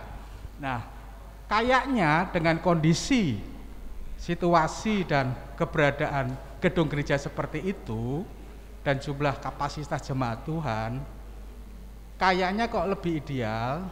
Yang pertama, asar dan penerima tamu itu jadi 1, karena bisa diatasi dengan 4 personil ini ya. Kemudian yang kedua juga membantu tingkat kesulitan pengurus untuk menjadwal itu. Kita sepakat tidak mudah untuk menjadwal petugas asar maupun kolektan ataupun juga liturgos. Nah ini nih kondisi-kondisi tentunya harus menjadi perhatian, terutama majelis dan juga pendukung majelis adalah komisi Kebaktian apa? Dan sakramen. Ya. Nah, terus kemudian yang usul juga terkait ini, yang dilema yang dihadapi oleh penyusun jadwal itu adalah ketika ada penggantian. Ada petugas yang berhalangan. Nah, bagaimana kalau kita sepakat komitmen, mungkin kita semua di sini juga adalah nantinya menjadi petugas. Jadi kalau ada petugas yang berhalangan, nah yang menjadi tandem, yang menjadi pengganti itu adalah yang petugas minggu sebelum berikutnya. Itu akan lebih mudah daripada petugas mencari sendiri. Jadi secara otomatis nanti di dalam panitia, dalam pengkomisi membuat undangan, membagi undangan jadwal, itu harus dikasih catatan bahwa petugas siap untuk menjadi tandem apabila ada petugas lain yang tidak bisa pada saat hari Minggu itu. Jadi itu lebih mudah menurut saya, lebih memudahkan si satu kepada petugasnya sendiri, lebih memudahkan dari komisi, nggak pusing mencarikan. Jadi kalau itu sudah disepakati, nanti otomatis siapapun yang bertugas otomatis menjadi tandem apabila ada yang tidak bisa pada hari Minggu itu. Mungkin itu. Kemudian gini Pak, di dalam PPAG, karena kita itu Presbyterian, penyebutannya dewan, itu kan ada 3, panatua, gereja, dan diaken. Panatua betul-betul bertanggung jawab terhadap pelaksanaan ibadah, pendeta pengajaran, diaken terkait dengan sosial. Nah, sebenarnya siapakah yang bertanggung jawab terhadap pelaksanaan ibadah itu? Jadi komisi itu kan sifatnya hanya membantu, mendukung. Jadi misal tadi ada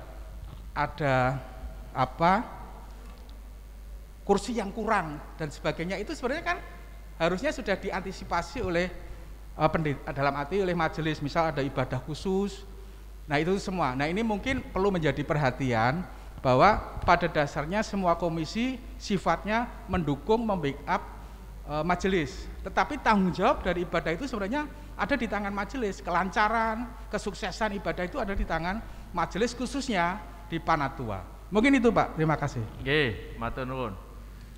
3 dulu ya supaya saya tidak lupa. Nggih, terima kasih partisipasi pertanyaan yang luar biasa dari Bapak Ibu Saudara. Yang pertama Pak Stefanus Sumarno ya, kalau masalah waktu itu ya, kalau itu memang ya sebagai aser tapi juga sebagai kolektan ya mesti harus sama waktunya. Yang saya paparkan ini tadi kan pemikiran saya kan berbeda orangnya ya, tetapi dalam konteks GKJ Karangayu saat ini kan orangnya sama. Kalau orangnya sama ya waktunya sama. Artinya kalaupun dia menjadi kolektan tetapi karena menjadi aser ya harus 30 menit sebelum dimulai ya, karena dia kan sebelum menjadi kolektan dia harus menjadi aser dulu. Kan tidak jadi kolektan dulu baru aser toh. Dia mesti harus menjadi aser dulu atau penyambut jemaat dulu baru setelah itu kolektan, karena urutan peribadatannya kan seperti itu. Itu nggih. Kemudian yang kedua untuk Pak Priyo ya. Ya, saya kira memang kalau 2 kantong langsung, apalagi kalau itu nanti sudah sampai di tengah apalagi agak belakang, semakin banyak persembahan yang masuk memang berat dalam tanda petik ya. Apalagi nek tanggal nom abot. Nah, bisa jadi bisa jatuh dan seterusnya kantongnya ya. Oleh karena itu ya satu-satu enggak apa-apa. Mungkin di ini sebenarnya teknis ya. Mungkin pada saat di misinya ini ya, di baris depan ini kan satu baris gitu toh. Mungkin pemberi kolektan ya, memberikan kantong itu nunggu sampai batas akhir selesai dulu baru kantong yang kedua. Saya kira diatur begitu supaya tidak membawa 2. Oke, saya kira itu teknis ya, monggo diatur seperti itu. Tapi prinsip jangan langsung 2 kantong diberikan, itu ya. Oke, kemudian Pak Pitos ya. Ya, kalau kita kan kalau memberi teori pasti yang paling ideal lah, mesti begitu toh ya. Tetapi kalau situasi kondisinya memang belum memungkinkan untuk dipisah, mau digabung ya tidak apa-apa, kan bukan masalah salah benar menurut saya, tidak masalah. Sing penting ditoto dengan baik, itu aja, supaya berkualitas dan pelayanan yang dilakukan itu fokus, ya. Hanya itu tadi, semakin melibatkan banyak warga gereja itu akan lebih semakin baik, ya, supaya jangan sampai dirapeli hanya orang-orang tertentu, tapi ada orang-orang lain yang sama sekali tidak pernah dilibatkan dalam sebagai petugas-petugas ibadah. Ini tentu akan menjadi persoalan lain, ya. Jadi prinsip monggo ya, jadi disesuaikan dengan situasi kondisi, tapi tetap kita mesti yang terbaik yang kita lakukan, ya. Oleh karena itu ya dipersiapkan oleh komisinya, ya, yang membuat jadwal ini, ya, supaya terjadwal dengan baik.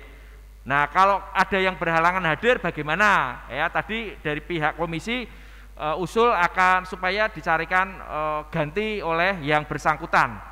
Ya, seperti saya katakan di atas tadi ada plus minusnya, ya. Kalau itu tidak dikonfirmasikan, diinformasikan, itu bisa jadi nanti menimbulkan miskomunikasi, ya. Oleh karena itu ya tetap walaupun itu yang mencari ganti yang bersangkutan, tapi harus dikonfirmasikan, diinformasikan, dikomunikasikan dengan koordinatornya atau dengan komisi yang terkait atau bahkan majelis urusannya, ya, supaya miskomunikasi atau hal-hal yang tidak kita inginkan itu tidak terjadi, ya. Jadi itu sangat teknis, monggo itu bisa dikoordinir, diatur oleh komisi kebaktian sakramen dan juga majelisnya.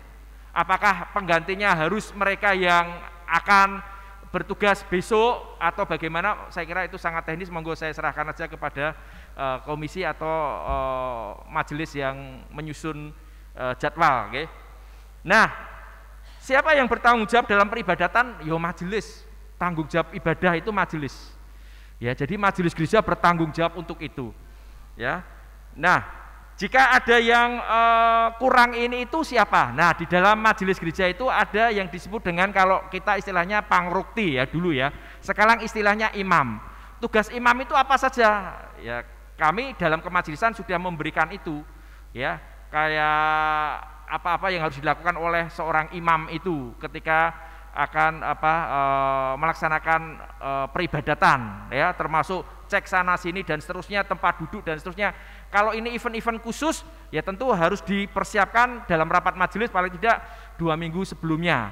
Besok ada Natalan, terpalnya sudah nyewa belum, kursi-kursi ditambah ada tidak, kemudian sound sistemnya bagaimana, kemudian monitornya ada tidak, itu semuanya sudah kita siapkan, ya. Ya, pelaksananya siapa? Biasanya kita dibantu antara majelis dengan koster gereja, itu yang sudah begitu, ya, sudah kita siapkan. Hanya kadang-kadang pemuda-pemuda terus tergerak mau membantu, menambah kursi ini dan itu, ya. Saya kira itu hal yang sangat teknis, tapi prinsip itu pasti sudah dibicarakan, sudah dipersiapkan, ya. Oleh karena itu ya di sini semuanya punya tanggung jawab dalam hal yang teknis-teknis, saya kira punya tanggung jawab, walaupun secara utama memang betul ini tanggung jawabnya majelis gereja.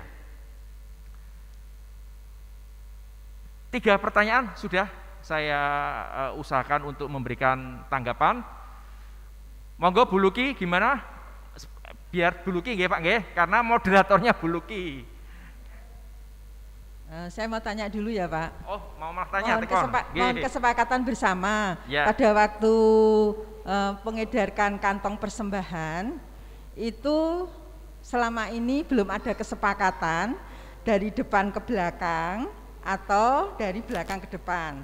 Karena kalau yang di Puspanjolo itu kan ada 3 RT ya Pak, ya. RT 1, RT 2, RT 3, RT 2-nya itu kan yang lebar itu Pak. Nah supaya nggak semrawut, biar rapi, itu gimana Pak? Apa semua dari depan ke belakang, terus selesai semua maju bareng ke depan, atau dari belakang ke depan? Mohon kesepakatan bersama. Nggih, matur nuwun. Ya. Sebenarnya yang paling ideal itu dari depan ke belakang. Supaya apa? Supaya nanti ketika semuanya sudah ngumpul di belakang, misalnya gini ya, karena di tempat kita ini dibagi di tengah ya. Tengah ke belakang, depan ke tengah gitu toh. Nah, misalnya yang dari depan sudah ngidarkan sampai tengah, selesai, ya langsung ke belakang saja.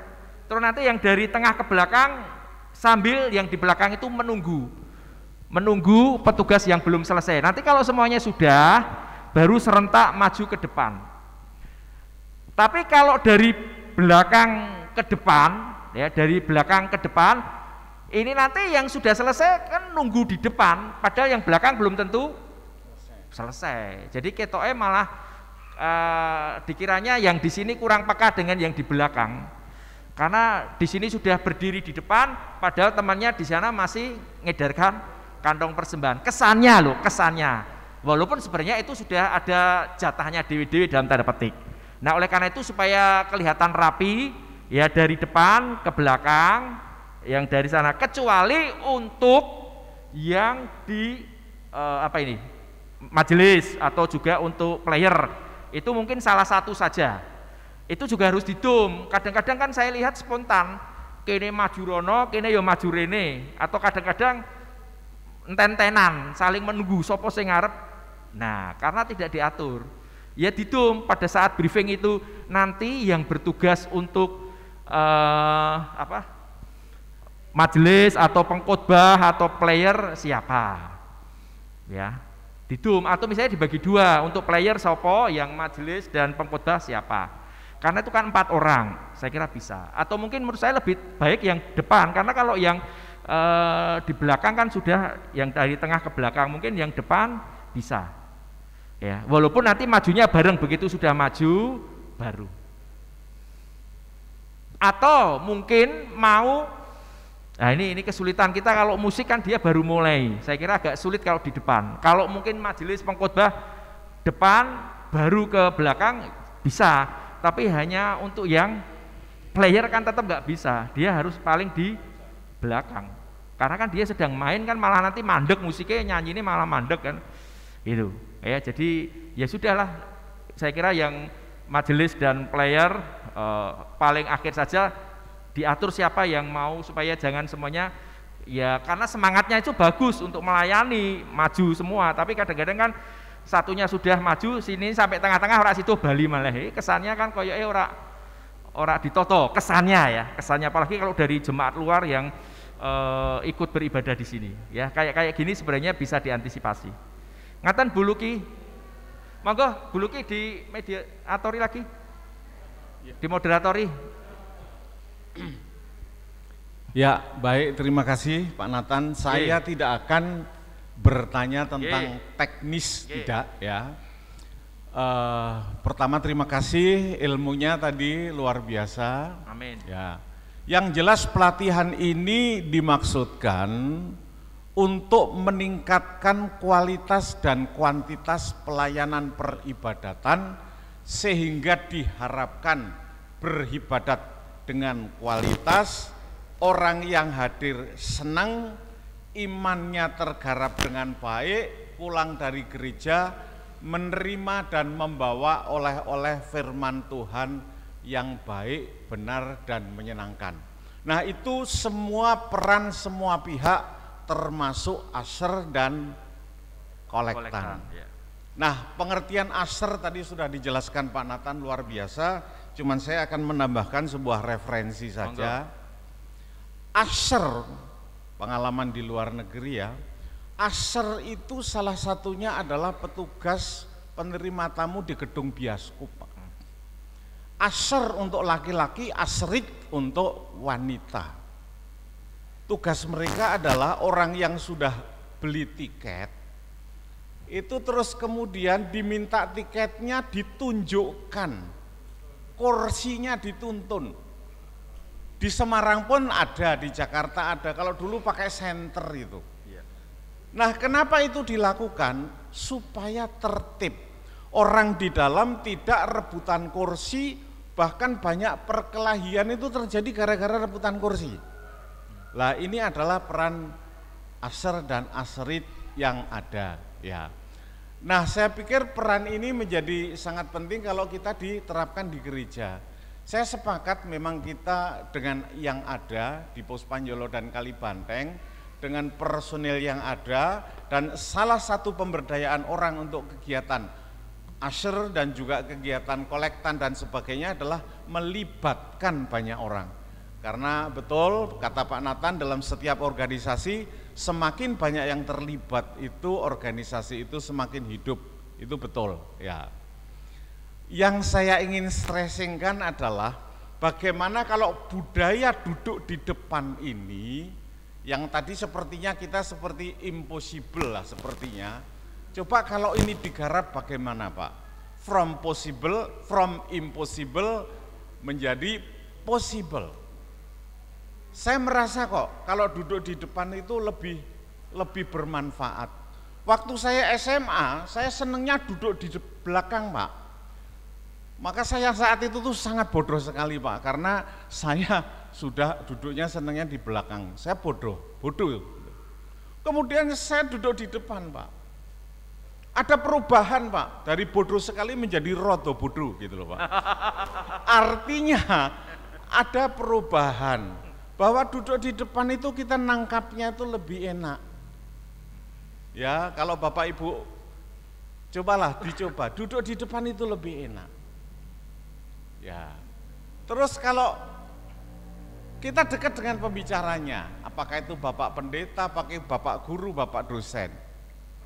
Nah, kalau di gereja kita memang tadi Pak Nathan juga sudah bahas, ya, karena dalam poin ini saya akan melakukan dan memohon ini ya, karena kita kan meningkatkan kualitas peribadatan ya, yang lebih baik. Itu ya, tadi saya ibadah di GKJ di Puspanjolo. Saya duduk di depan, terus kosong membentuk kayak U gitu Pak, terus belakang penuh gitu. Ya, Pak Nathan sebagai pendeta yang setiap hari berbicara, Pak pendeta yang lain, saya pun juga sesekali berbicara di depan umum. Kondisi ini menyebabkan pembicara tidak maksimal. Kalau pembicara tidak maksimal karena terganggu, kosong itu mengganggu, kosong itu. Lain kalau depan tuh penuh, betul-betul penuh, enak gitu loh. Kalau peribadat berkualitas itu kalau pembicaranya kan all out gitu, bisa menampilkan ilmunya ada, emosionalnya muncul, tampil bagus, kita yang hadir dapat gitu loh.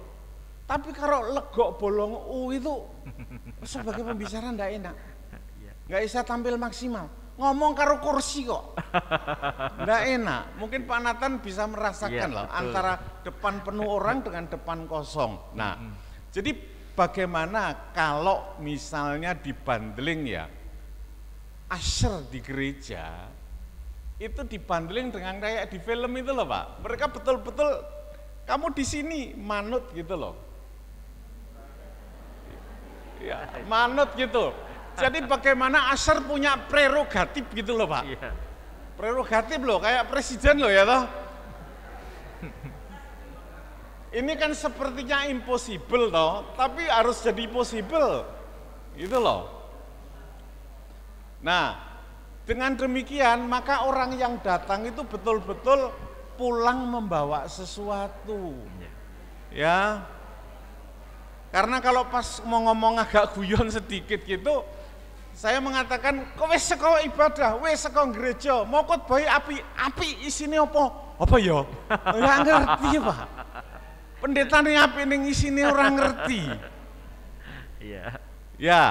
Jadi kalau bisa diusahakan ya, percayalah kalau ini sebuah perjuangan untuk duduk di depan. Karena duduk di depan tuh pasti hasilnya lebih baik. Pendetanya tampil dengan lebih maksimal, hasilnya lebih baik gitu. Ya, saya kira itu tepuk tangan untuk usher yang mulia. Masih ada atau hanya Pak Ardo ya? Oh masih, nggih. Dikumpulkan dulu Pak nggih. Dikumpulkan dulu saya catat. Nggih. Monggo berikutnya Bu Lukito ini yang ngatur. Ya, terima kasih atas waktunya. Dan juga kami ucapkan terima kasih kepada Komisi Kebaktian Sakramen yang telah mengadakan kegiatan pada siang hari ini. Pada intinya kegiatan diadakan untuk pelayanan kita lebih baik. Dan yang menjadi persoalan kita adalah ketika kita sudah mengadakan kegiatan itu untuk evaluasi yang sering tidak berjalan.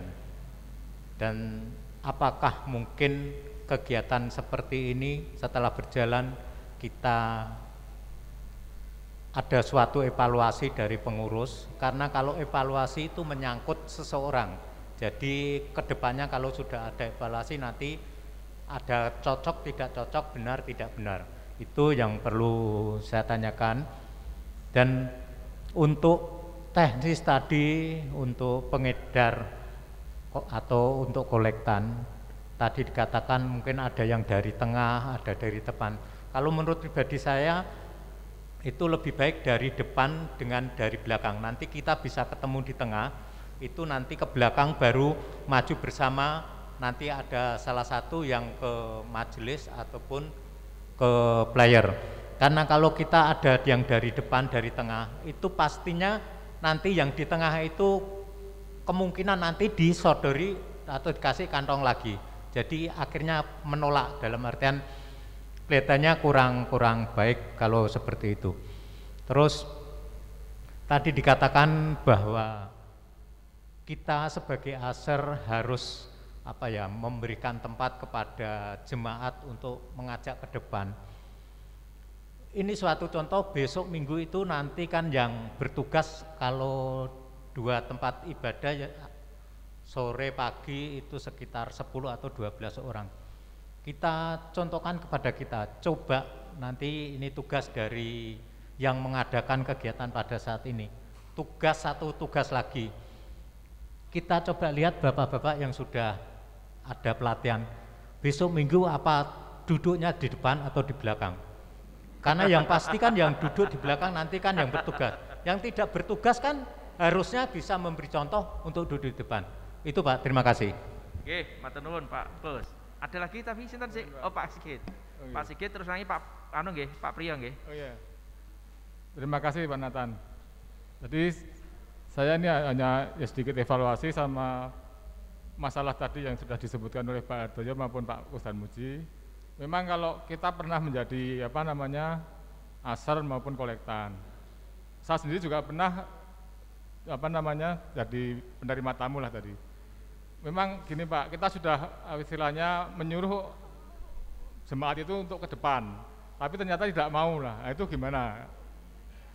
Kecuali kalau kita buat bangkunya itu pres saja Pak. Karena rata-rata kita itu sementara ini kan saya hitung itu sekitar 80-an lah, ini sudah bagus lah. Dulu waktu pandemi kosong banget malahan. Ya, ini dulu pernah dibahas juga di rapat majelis. Intinya gini aja, nanti kalau kesulitan kita untuk maju ke depan ya nggak masalah. Kemudian yang kedua masalah ini Pak, masalah waktu untuk tadi kolektan dan aser ya. Ini sebetulnya waktunya itu semua Pak, artinya ya pengkhotbah ya majelis ya semua itu kalau bisa 30 menit sebelumnya harus sudah siap lah. Karena gini, kalau yang menjadi imam itu kadang-kadang deg-degan juga. Misalnya kurang 5 menit, imam itu kadang-kadang kan, loh ini siapa yang player siapa, kemudian yang tugas lainnya itu siapa, kadang belum datang Pak. Itu kan juga repot. Artinya kita juga sangat khawatir lah. Apalagi kalau pengkhotbah nggak datang itu belum datang atau telat tuh, wah kemudian mungkin itu Pak. Intinya. Matur Pak Sigit. Yuk monggo terakhir Pak Priyo nggih. Pak Priyo. Oh masih 2 nggih, Pak Priyo kali sinten? Oh, lah ini ada satu depan. Oh, jawab dulu aja ya, biar tidak lupa ya. Nggih, 3 jawab dulu. Saya jawab dulu nggih. Ini termin yang kedua nggih, dari Pak Ardoyo. Matur nuwun Pak ilmunya Pak Ardoyo. Luar biasa, kita beri aplaus Bapak Ibu ya. Memang karena ini di gereja tidak di gedung bioskop Pak. Jadi memang tidak serta-merta teori yang dari gedung bioskop bisa dilaksanakan, walaupun tentu baik ya maksud tujuannya. Karena orang beribadah ini kan kepengennya dengan sukarela, dengan sukacita. Ini saya kira bisa menjawab pertanyaannya Pak Sigit. Ya, itu sehingga kalau model dipaksa-paksa ini nanti malah menimbulkan persoalan baru. Ini kendalanya di lapangan seperti itu. Kan nggak mungkin toh jemaat yang nggak mau tak geret-geret harus maju. Sesuk ora sido, ora gelem ning gereja kene goro-goro kuwi kan nanti malah ini menimbulkan persoalan baru. Ini memang betul dan bukan hanya di Karangayu, saya kira hampir dialami juga oleh di berbagai gereja. Ini menjadi catatan. Yang kedua, sekarang bagaimana caranya itu menurut saya yang penting. Kita sebagai pemimpin-pemimpin dalam tanda petik dalam kehidupan bergereja, apapun tugas kita, yuk beri contoh yang baik. Mulai dari diri kita sendiri, kalau duduk usahakan di depan atau belakang? Depan atau belakang? Nggih, catat Pak Kusdar Muji nggih. Depan. Nggih, sesuk kita lihat aja nanti kalau saya khotbah saya mau lihat toh. Masih bentuk letter U ndak? Ya, kita mulai dari diri sendiri, dari diri sendiri. Dari diri sendiri, dari keluarga kita, kemudian yang lainnya ya. Monggo, ini dari kemudian kalau tetap nggak mau gimana, sudah dikasih teladan, ya terus didengungkan, diajak. Makanya pembaca warta harus senantiasa menekankan, Bapak Ibu dimohon yang duduk di belakang untuk maju ke depan. Itu kan sebelum ibadah dimulai, enggak apa-apa. Mungkin tiap hari perlu dikoroi telinganya dalam tanda petik, enggak masalah. Menurut saya ini bentuk ajakan. Nanti lama-lama kan ini, dan juga diberi teladan. Lama-lama pasti ini kan butuh karakter, itu kan harus dibiasakan. Ini kan sebuah karakter Bapak Ibu. Dan nilai ini harus terus didengungkan, diajarkan di mana? Ya di tempat kita berkumpul melalui blog. Ya, didoakan juga. Didoakan Bapak Ibu. Ya, didoakan. Mohon Tuhan berkati, beri kebijaksanaan, beri hati yang takut akan Tuhan sehingga kalau duduk ya istilahnya jangan langsung duduk lah. Kalau beribadah ya supaya dengan kusuk, dengan hikmat, dengan takut akan Tuhan dan seterusnya. Nanti lama-lama orang kan akan tersentuh hatinya. Walaupun ini butuh waktu. Ya, tapi prinsip kan tujuannya ke sana menurut saya. Itu upaya-upaya yang bisa dilakukan. Yang penting keteladanan. Dari setiap pribadi dimulai dari diri kita sendiri. Nanti kita gumuli bersama ya, kita lakukan bersama. Kemudian yang dari Pak Kusdar Muji ya, evaluasi itu harus ada Pak. Bahkan kalau saya khotbah di gereja lain itu briefing Pak dengan majelis. Misalnya penatuannya tadi, wah mohon maaf ya, saya ada kesalahan tadi ngucapke baca ayatnya keliru, disampaikan. Wah tadi saya doanya ini ternyata ini, sampaikan. Saya kalau khotbah di beberapa gereja, lebih-lebih kalau saya di Jakarta, seperti itu Bapak Ibu. Habis kebaktian tuh majelisnya ngumpul berbentuk kayak setengah lingkaran itu, semua petugasnya satu-satu sharing. Apa yang dilayani hari ini, apa yang saudara lakukan sebelum ngitung persembahan loh. Mereka ngomong, saya mohon maaf saya tadi gini ini, betul. Terus pemimpin ibadahnya dalam arti ini pangruktinya atau imamnya penanggung jawab itu yang memimpin itu, evaluasi itu. Ya, misalnya penyambut jemaat tadi gimana, ada tamu atau tidak, sehingga lalu dikonfirmasikan langsung kepada majelis. Itu. Nah, itu bisa saja dilaksanakan bersama-sama di konsistori atau bisa dilakukan berdasarkan kelompok, misalnya kelompok aser dan kolektan jadi satu. Koordinatornya siapa? Di situ sharing bersama, evaluasi bersama. Terus catatannya apa? Kalau ada suatu hal yang khusus, sampaikan ke majelis supaya nanti ada perbaikan dan seterusnya. Saya kira evaluasi harus dilakukan. Ya. Dulu pernah saya kasih belangko itu. Wegah ngisi yo pekewuh Bapak Ibu. Kesannya itu kan golek kesalahan wong, kesannya, padahal kan tidak. Saya udah bilang evaluasi itu bukan untuk mencari kesalahan, tapi untuk memperbaiki bersama. Jadi udah itu enggak jalan. Setahun 2 tahun yang lalu sudah saya kasih belangko penilaian evaluasi, orang melaku, saya nggak tahu kenapa tidak jalan. Nah ini monggo lah ya, ini saya kira hal yang bagus dari Pak Kusdar Muji usulannya.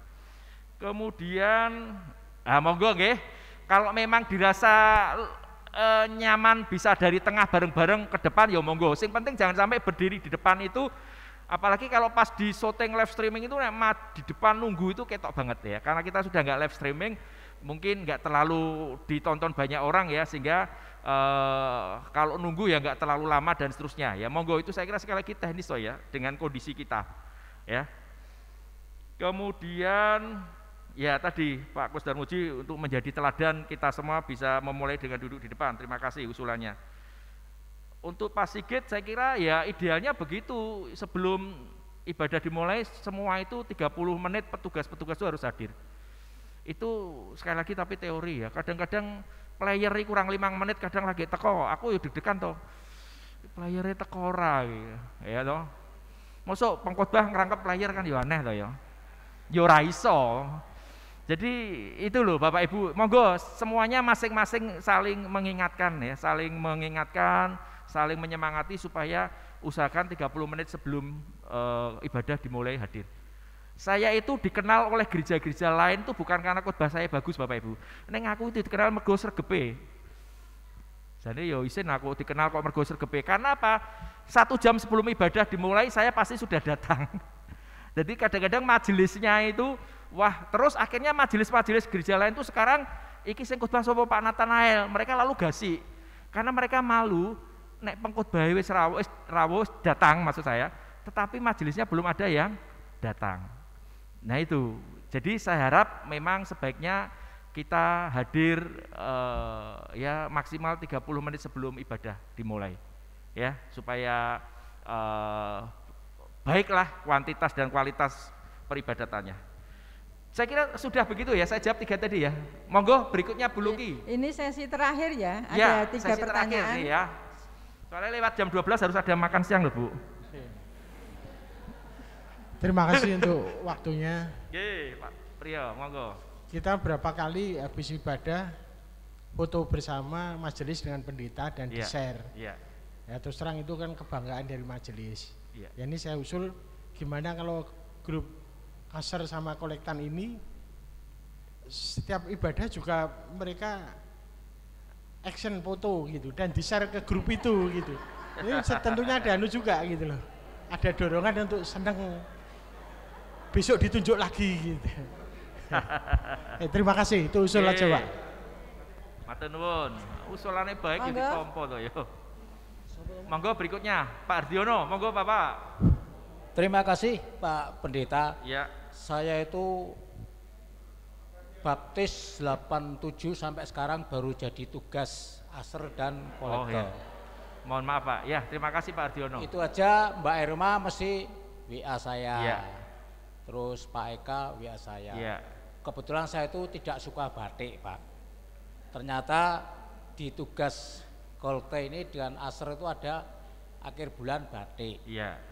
Tiwas tuku batik, ya. tak nggo sidang dunekke hakime, kowe iki arep pajatan apa arep sidang. Lah, ternyata saya pernah tugas saya ditunda. Padahal saya sudah beli batik. Ternyata besok suruh pakai putih hitam. Saya beli putih, Pak. Lah itu saya mah beli baju itu 2. Nah, sekarang dulu tidak senang batik, saya sekarang juga suka batik.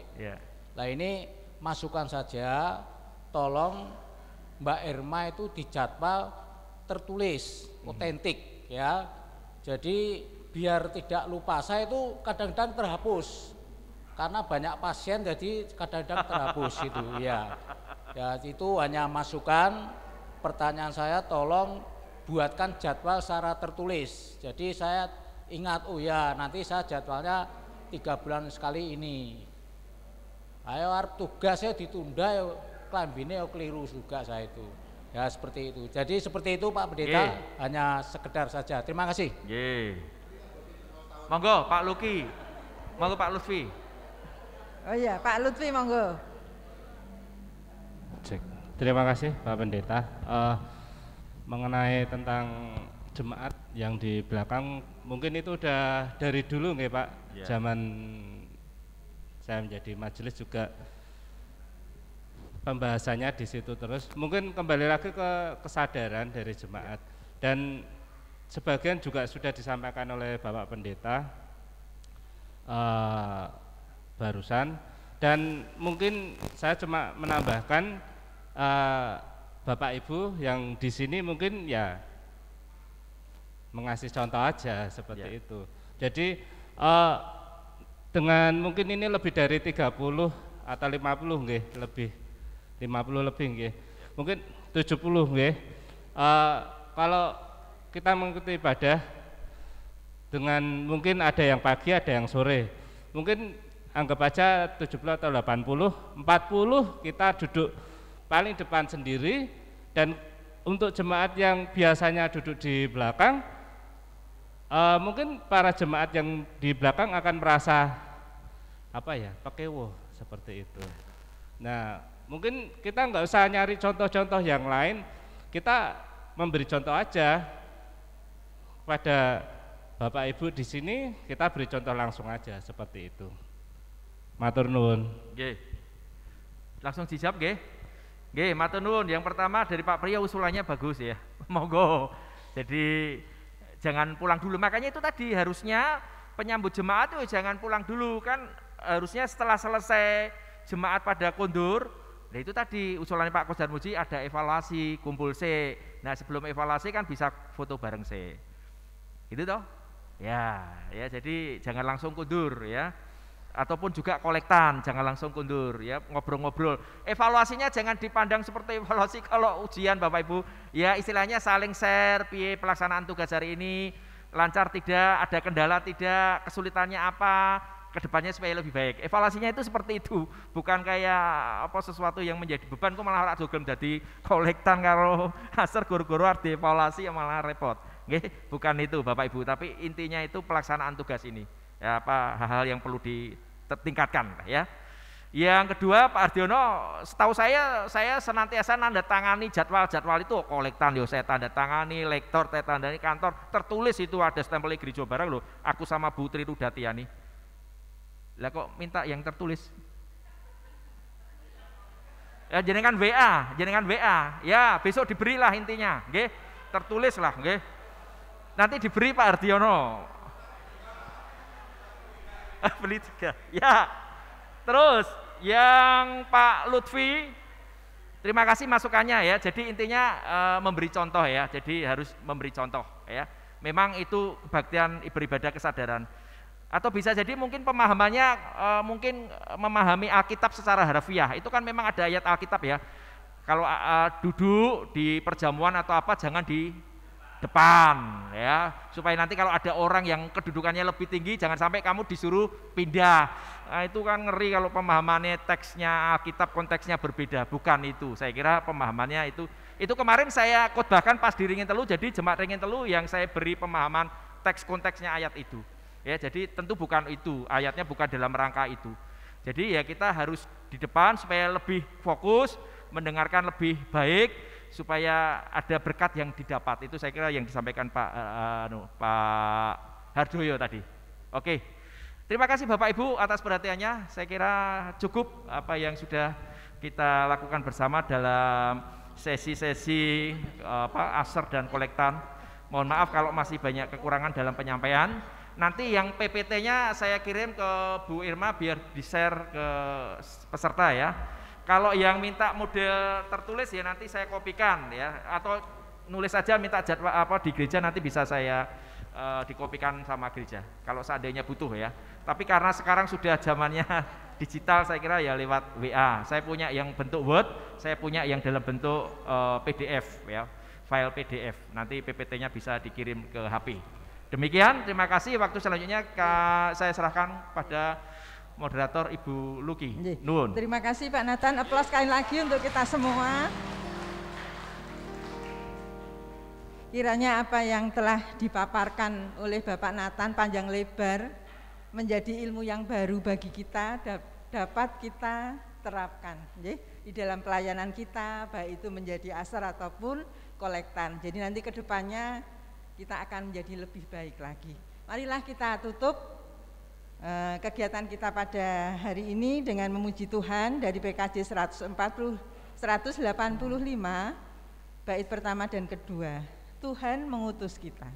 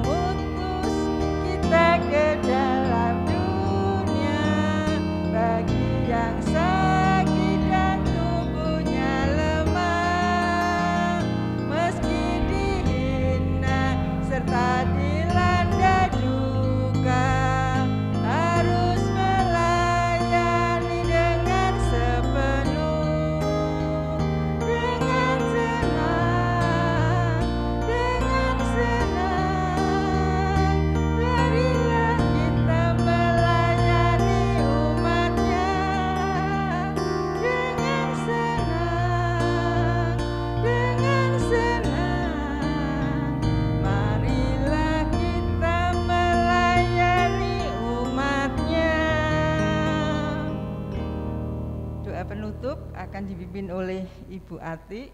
Monggo.